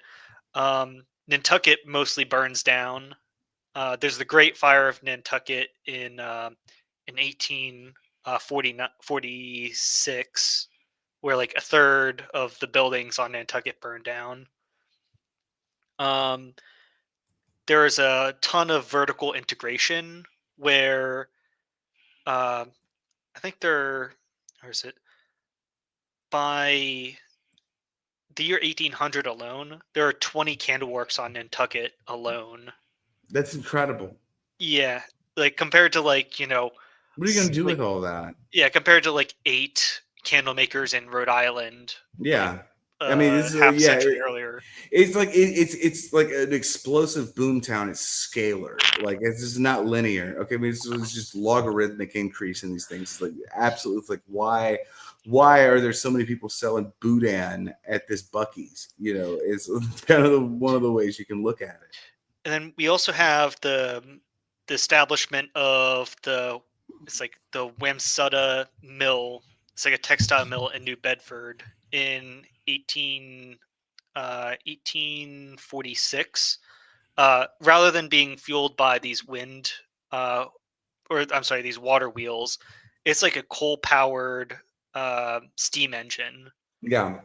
Uh, Financed, of course, by Congressman Joseph Grinnell, who's a close friend of John Q. Adams. Yeah, exactly. But again, at this point, you're getting to the point where how is the steam power being transferred? How is this coal power even being transferred? Well, it's early internal combustion engine. Yeah. So Which but what does this involve? I mean, What are the do, components that this involves? do I really need to pull out like how do pistons work? How does an engine actually work? And this is kind of the moment when, if you're ever going to do it, this is kind of the moment to do it, because you have to, the answer that you're sort of after is that there are a lot of metal components running into one another. Okay. What you're doing is you're transferring this energy from the boiling of the burning of this coal oil, burning of this whale oil, upward through all of these. And you need, what are you gonna do? You're gonna put these brass cogs just like banging into one another. What happens when you do that? Well, it's all of course greased with whale oil. If they're all greased with whale oil. So this, like, it's the other thing is, like, yeah, the amounts aren't all that big, but the fact that these industries require it, they don't have a substitute. They don't have anything else. You know what I mean? You know what Yeah, I'm saying? They don't have anything else. So, like, not only is this whale industry incredibly profitable, but it's necessary. It's a national security issue. like these ships Right. are going farther. They're going out for like 5 years on end. Yeah. Like the whales are almost they're getting harder and harder to come by. I We have can't to use like imagine yeah. a more important political minority except female to male trannies. God. Like when I think about like that's like how rare these people are with how much actual political power relative, because of the way they've sort of managed to ingratiate themselves in the economy of power. Just mostly through their, of course, it's way more badass than being than being a Yeah, there's a transgender. little bit more. There's only slightly more dignity in it. Yeah. Um, but almost right to save the day. Uh, just as just like by the late 1840s, whaling is actually starting to become a little bit unprofitable, but it's almost necessary, as you say, as like a It's like national plantation. security. It's like plantation. It's like in so many ways it reminds me of the Yankee version of plantation agriculture, But because it's running into similar problems at similar times for similar reasons. You know.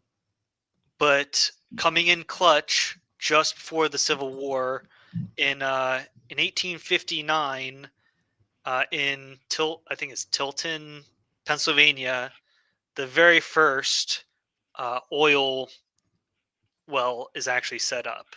And this, what do you do with crude oil? You can refine it into kerosene, which is a very comparable alternative to burning kerosene is an alternative to both wax candles, but you can also refine crude oil into various lubricants and greases that are it's a lot cheaper than hunting rare whales. Right. Yeah. Exactly. It's not incredibly popular at this point, but it is already starting to becoming better than hunting whales. You know, like yeah, and it's all happening in Pennsylvania is where most of this early oil industry I think is happening. It's like it's Yeah, just like it's like not very I remember I've come across a few like small towns in you know around here in Pittsburgh where the local mayor will have spoken to like this local mayor who's like, yeah, back in the good old days, we used to stick a well in their backyard, and that's how you made your money. But that's well, that's what happens in West Texas now. there was a sort of initial boom and bust of the initial oil rush in the 1860s, where they flooded the supply before the markets could actually accommodate that much oil being injected into new places. So it took a little while for the oil industry to actually mature.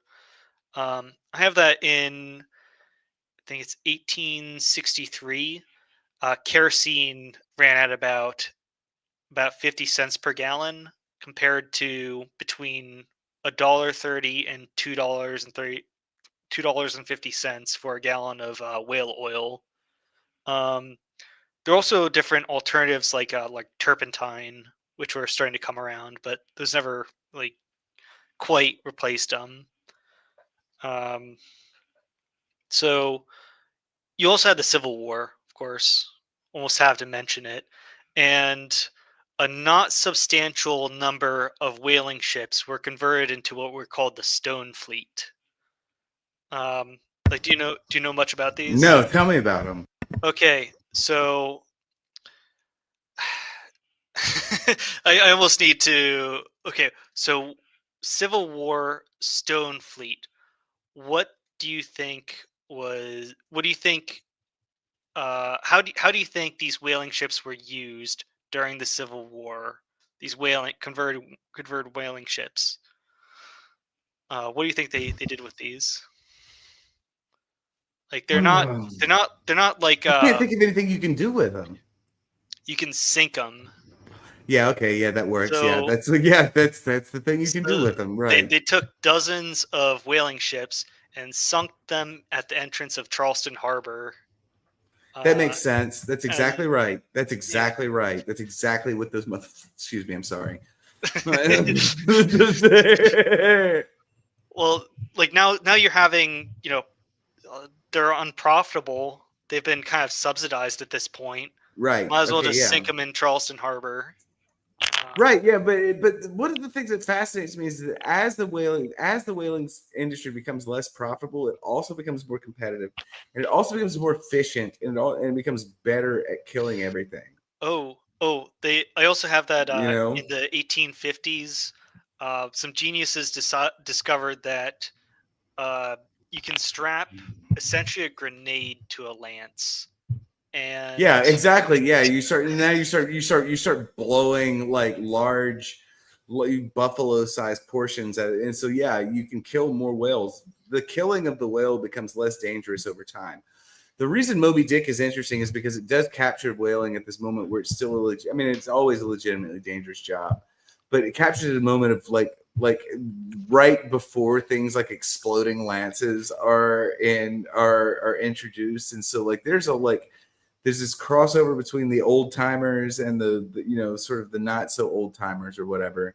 And it actually it ends with it gives you this kind of distorted image of the whaling industry. It gives you this like romanticized image of it in the immediate past that doesn't necessarily correspond to what it was going to become in the 1880s, when like it's easy to it's much more difficult to romanticize a whale that is up against exploding harpoons and Jewish finances. You know what I mean? Than it yeah, is I than it is to romanticize, like, you know, like that trilling wire that I've spent so much time talking about. well, you also have, steam powered ships, Right? Yeah, steam that's ships. another thing. Yeah, Um, almost things that start to tip the balance of power in favor of the whalers so thoroughly that it's like no longer this is no yeah. longer anything but an industrial process. I also have pictured a harpoon cannon, first invented or perfected in 1871 by a Norwegian. Was it like Sven Foyn? Yeah, that sounds right. What is it? It's like a Gatling gun or something like that. There'll be like Yeah, it's four. it's, it's shown Yeah, in the picture, but yeah. yeah, you just strap it to the boat, The and most terrifying steampunk shit imaginable starts to come online, which like yeah, it really, the technology here forms this really strange, because like, you know, when you think about European wars and that sort of thing, there's not a whole lot of European wars happening. So like all of the naval shit that's happening in the 19th century is more or less theoretical. The only place that like, you know, really, what was, you would know this better than me, I think, hmm. but before the Battle of Manila Bay, what was the previous important naval battle? Ooh. You almost got to go all the It, way back to Trafalgar, I think. like important because Yeah, yeah, there important is what I mean. Yeah. before actually wait hold on, actually the Battle of Lissa, that's what it was. And when was that? This 1870s. So is this part of the Franco-Prussian War? No, this is part of the Italian War of Unification. Yeah, so like, yeah, that's bullshit. No, that's That's important. That's important. 66. That's important, not important. Like important is the entire Spanish fleet was sunk and territorial control of Southeast Asia transfers to the United States. You Well, know, like I'm using Lissa because it was the first dreadnought on dreadnought battle. oh, okay, no, that is a big one. Okay, Yeah. and no, that's got to be after the 1870s then. No. Show us those pictures. Zoom in on them. Well, okay. I'm interested now. I've never heard of this. I've never heard Okay. of this. So, like, have you ever heard of was it the So these like aren't dreadnoughts. These aren't like, dreadnoughts, I'm but they sorry, are these are all ironclads. they're ironclads and they're all metal cruisers. Dreadnought is a very specific I'm thing. sorry. Yeah. I should have known better, but I Yeah, I'll call you out on that shit. putting me on the spot here. Yeah. First like ironclad on ironclad. Yeah. Okay. It was also the first instance of one of these ironclads had like, or a few of them had ram bows on them. So you had ironclads with like metal rams on them, and iron casemate like holes, like reinforced holes. Yeah, that Which makes sense. yeah, it's But it's an really, like, yeah. really, when you're thinking about it, the reason I'm bringing this up though is because, like, okay, so for like years and years and years and years and years, there's not really a lot going on. Like, you had to really try to sell the Battle of Lisa to me. Whereas, like, I can tell you the Battle of Trafalgar. At the Battle of Trafalgar, British naval excellency absolutely carried the day against the French in a naval battle of world historical ramifications.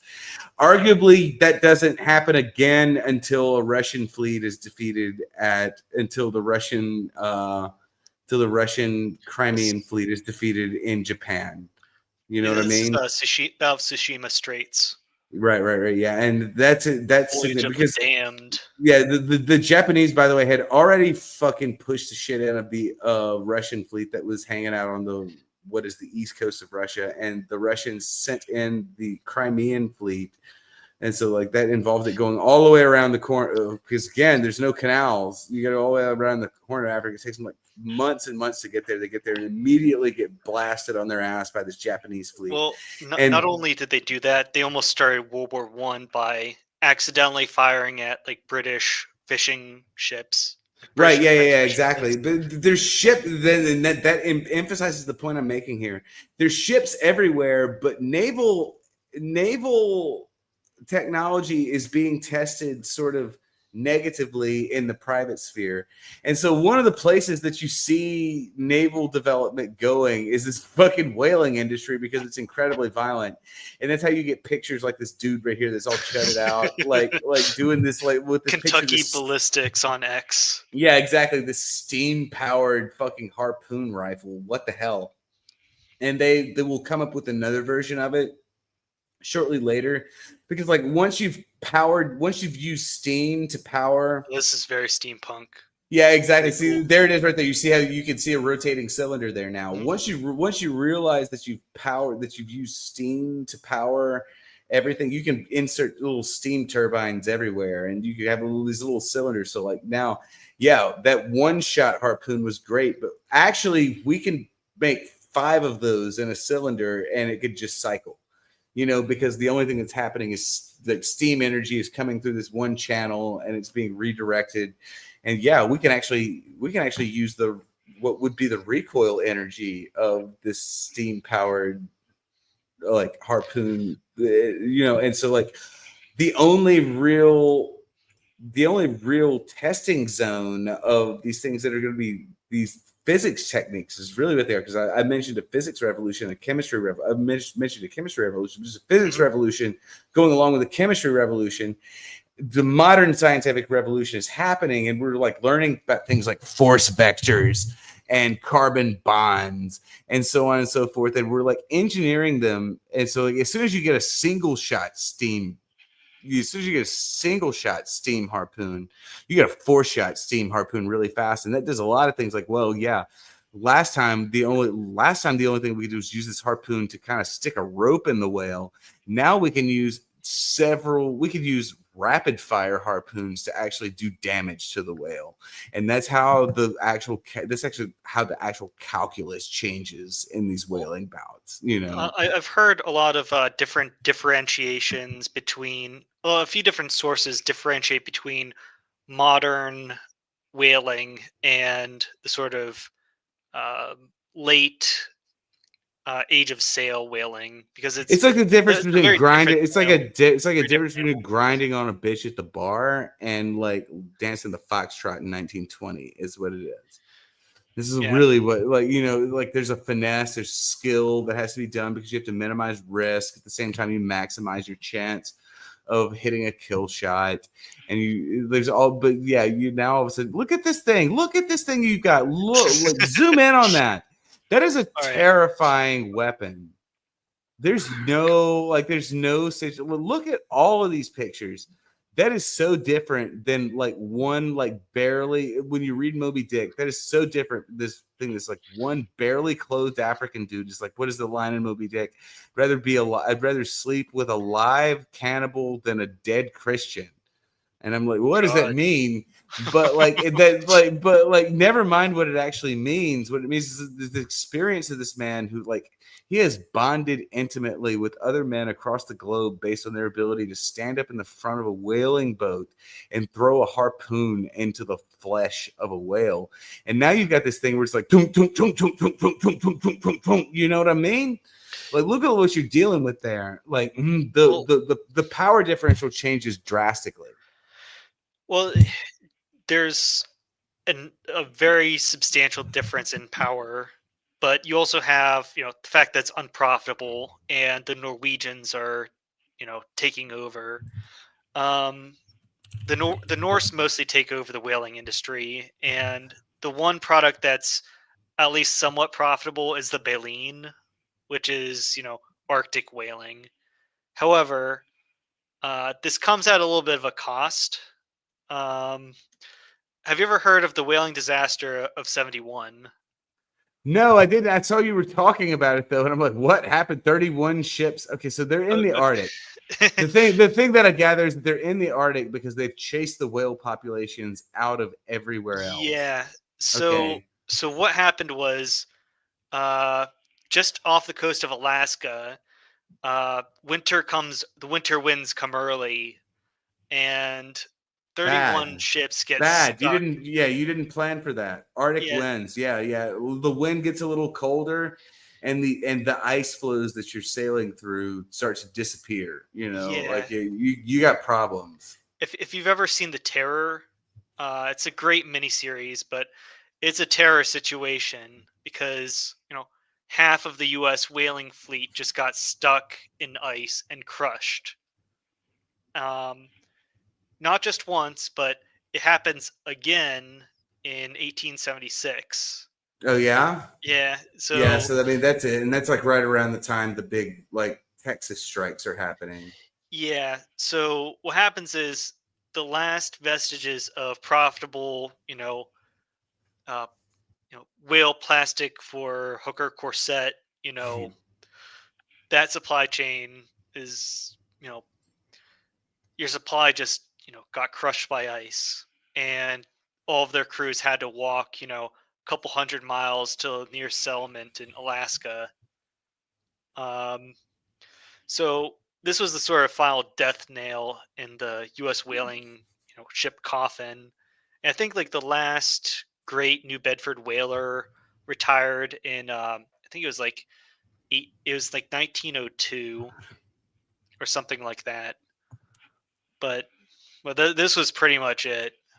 Um, the Norwegians, they kept it out. They kept whaling, um, but Americans, we were pretty much out. That's pretty much the death of American whaling. There's also the fact that during the Civil War, 20 of about 20 Union whaling ships fell prey to the Confederate commerce raiders. Um, out of I think like 500. Yeah, yeah. Well, the ratio wasn't great, but it was Well, spooky. most of them sat You out. like how I say Sat out. that the ratio wasn't great. You could like tell. I'm like Well, literally. This is one of the things I love to like point out. When people like get mad at me for being a shit lib, I reflexively defend the Confederacy. I'm like, yeah, the ratio wasn't great, but like. well, okay. So I'll indulge you.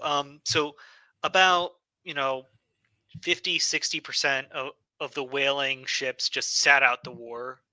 Yeah, because Um, why? What are you doing? and then about 50 ended up, getting sunk in various, Dixie harbors as part of the Stone Fleet. Right. And so you're at, what, about 200 ships. About 10% of them fell prey to Confederate commerce raiders, even though, there weren't more than like 5 commerce raiders out at any one point. So it's a That all pretty, sounds right. like, it's a pretty, if you break it down, it's a pretty good ratio. Um, but there are some nasty elements of whaling that just kind of stuck around. Notoriously, Soviet Union whaling after World War II.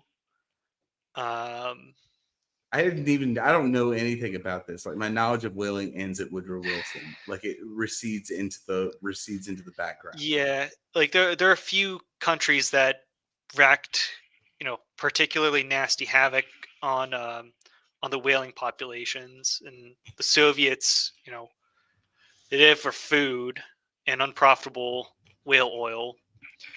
And then there's Japan, who towards the later years of World War II started hunting whales for whale oil and whale meat. So they were That's so bad. they were very desperate, and very desperate at that point. It's very, very bad. And I believe there's still like one Japanese whaler around today, just out of Just one habit. guy. Yeah, just one This guy. one He's just. It's funny. here it is. Um, it's called the what is it? Japan's new whaling mothership, the mother of all mistakes. Launched in 2024. Like, okay, yeah, this was like shot by one of these harpoon guns. This must be like I forget what that type is called. Is that like it's like a bowhead, maybe? I think that's a Is bowhead. it? Yeah. It's not a sperm whale. It's a small whale. No, I think it's a right whale. This one? Well, look at Look all how that. small it is. Look how small it is. What are you going to get out of that? Look how much bigger. Like, literally, this is the thing I have, the problem I have with whaling. I'm like, if the whale is not bigger than the ship you went out to fucking catch it with, what are you really gaining? Hmm. Sorry, I get I- angry. I'm a man of the beasts. yeah. Well, there's something you know unsettling about Yeah. all these. Like, there's a whale being strung over here and here. The industrial death of another creature with language, it's smarter than most Africans. Oh my god. relies on Relied on taxpayer money and loans, Oh my propped up by god. government Oh my god. subsidies. This is the Sandbatch porn portion of the show where he's just like try he's like classic is like I'm gonna induce a Sandbatch crash out. Yeah. So, Horrifying. Oh my god, I can't believe this is happening. What do we do with this shit now? I mean, I'm well, burning I'm burning ambergris now. But like what is going on here? have you ever heard of the show Whale Wars? Yes, of course I have. Well, Like yeah. what is it called? Like the Shepherd Project. Oh my Was it god. the It's like horrifying. eco terrorist Sea Shepherd Conservation Society? I could somebody who stayed with a real eco terrorist before for several months. The real eco terrorists are not on television. Yeah, I shouldn't say things like that. I really is shouldn't say things like that. quite horrifying. But But yeah, you look at it and you're moved to do something. It's like, why? I don't understand why, but I'm moved to do something about this. Like, these people should be killed. This is why I don't like the Japanese, by the way, chat. This is why I don't like the Japanese. So I'm just trying to, like, behind the scenes, trying to struggle to actually find out why. So it looks like, Japanese delicacy of whale meat. Where is it? So I guess they just eat it. It's quite I horrifying. think, but there's some sort of like ritual to it. I don't think there's people eating whale meat. Like, I've wondered what it tasted like before, and I imagine it's not very good. You know? Have you ever wondered what it tasted like? Like, you imagine it being tough, Well, very fibrous is how I imagine. I was thinking, like, have you you know have you ever tasted like what like shark tastes like? Yeah, I've eaten a Yeah, lot of. I've eaten a lot of sharks. No I was shark. thinking it's Shark. something kind of Yeah, like I that. can see the taste being like that, but like shark's kind of flaky. You know what I mean? Mm. Like it falls apart. I can't. I imagine the striations in whale are going to be like much because it's bloody tissue, like it's red tissue. When you look at like what a whale steak looks like, when you look at a shark, that's going to be like it's like a red tissue, but it drains to white, and when it drains to white, there's like not much fiber. There's not much like striation in it. There's a lot of striation in whale, I think. Well, one thing that I should mention just to like sort of cap off, what happened to whaling. Yeah. There's the was it 1982 moratorium um, on hunting whales from the UN. I think it was. This is Oh, like well after the damage is done. Like whenever when I cited like whale numbers, like 144,000 blue whales, that's like based on like 1982 numbers. Is like what that is. Like yeah, it's like you killed everything except that. It's like we're talking about like 0.97% of the original population. so International Whaling Commission voted for a global moratorium.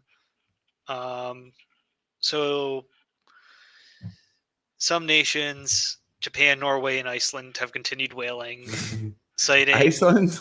yeah, Iceland citing scientific research and cultural traditions. This is so insane. Just Okay. eating whale. Do they eat them? Yeah, so it looks like at least for Japan is for eating. You know what I'm thinking about, don't you? You know, like you Nordic motherfucker, you're just eating whales every night. Well, I don't know about like whales, but I remember I'm like in thinking, like no, I'm the literally thinking about our buddy idiocentrism. He's just eating. He's Danish. He's just eating whales every night. That's how. That's what I'm thinking right now. well, like if I remember correctly, there's like a sort of tradition in the folk what is it called, the Faroe Islands, where they still like they still hunt like dolphins and stuff. Yeah, exactly. One, Yeah, one you one mean day a year, you go out on the jet ski and you hunt a pod of dolphins. it's the most chop shit I've ever. It's like the Euro trash shit I've ever heard in my life. I mean, I love it. I'm not going to tell you to stop. It's like the most Euro trash shit I've ever heard in my life. Actually, you just go out on you go get like Justin Bieber goes out on a jet ski and harpoons a whale. Is that what you're telling me? Or harpoons a dolphin? Is that what you're telling me they do? That's actually exactly what I'm telling you. Yes. Like, we're getting this is gotta get taken down or censored, but let's see what kind of ships.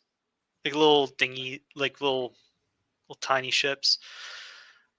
Um, I remember. I believe it was it Frody Mitjorn or whatever his name was, and Morgoth's review were butting heads over yes the ethics of you know rounding up dolphins. Um, and I remember Morgoth, of course, said, why do you guys use jet skis and harpoon cannons and not like spears if it's about sportsmanship? And I guess you know I can't imagine dolphins being too uncommon, like compared to whales, which incredibly sensitive. But still, it does look very grotesque. I don't know. We haven't whaled in over 100 years, so I Is that think how long it's been? I said like the last great New England whaler was it you know finally ended its career in 1902. Um, so I'll just double check.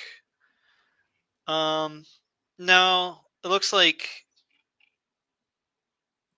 I think I'm remembering it wrong because I think it might have been the last Nantucketer wrapped up in '02 because the last New Bedford whaler departed New Bedford in 1927.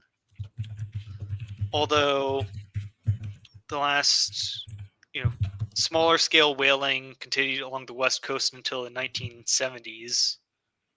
So, but I think that's a little bit out of the purview of this discussion about Yankee whalers. Although I mean, I guess it would be the same people, and a bunch of whalers did actually jump ship and run off to California during the gold rush. But I don't know. All right. I think I've just about exhausted the history of whaling. You done with whaling? Aside of the gritty details of what was it like to cut up a whale on a New Bedford, a whaler. I mean that's outside of that. I think I've just about exhausted everything that I had on my notes. I don't have anything else either. Yep. I sort of lose it. I sort of lose track of it in the high romanticist era. Yeah. Well, it's the thing is there's a sort of quiet dignity of a sort of sanitizing dignity of black and white photos compared to, I guess, more visceral color photos of Faroe Island, skidoo hunts. But yeah, the whaling industry. I think I found a statistic saying it was like the fifth largest sector of the American economy behind agriculture, mining, shipping, and I forget what the other one was. But number 5 was whaling, just in terms of the industry behind it in the 1840s, I believe. So this is before Revell became the largest employer. Yeah, that makes sense. Yeah, but that's the history of whaling in the U.S. And That's the history of whaling in the U.S. Follow me on Substack, and you should come hang out with us on Monday nights when we do LMD. Oh, is that for Library Master? Yeah, I'm on a show now, so I have to actually have to show the show that I'm on. So I'll just capital. I'll pull up his show for you to properly shill it. Then we can be heading out. Usually I stick to only an hour for. Yeah, we went for a while. Yeah, it's fun. I try to avoid crossing over with Pony Radio Express. This is usually a little bit of a pregame show. Well, OGC has content going almost every night now, so you have to be careful. Yeah. So might as well. And also, I just wanted to get this kind of off. I just wanted to kind of go over it with someone who actually knows the subject. So, much appreciated. And sometimes you also get see Sandbatch instead. Yeah. Yeah. Sometimes you do.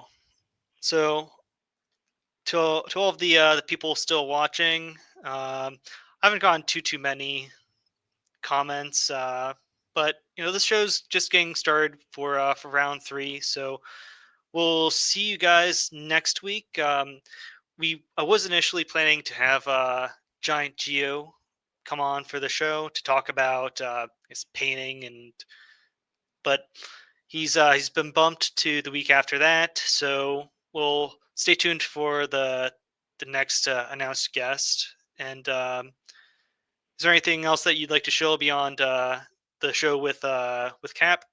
I got a book coming out on August 29th. I'm gonna get y'all a link like by Monday, and then y'all can go pre-order it if you want to. Perfect. Well, stay tuned for Sandbatch's book, and we'll see you next Thursday.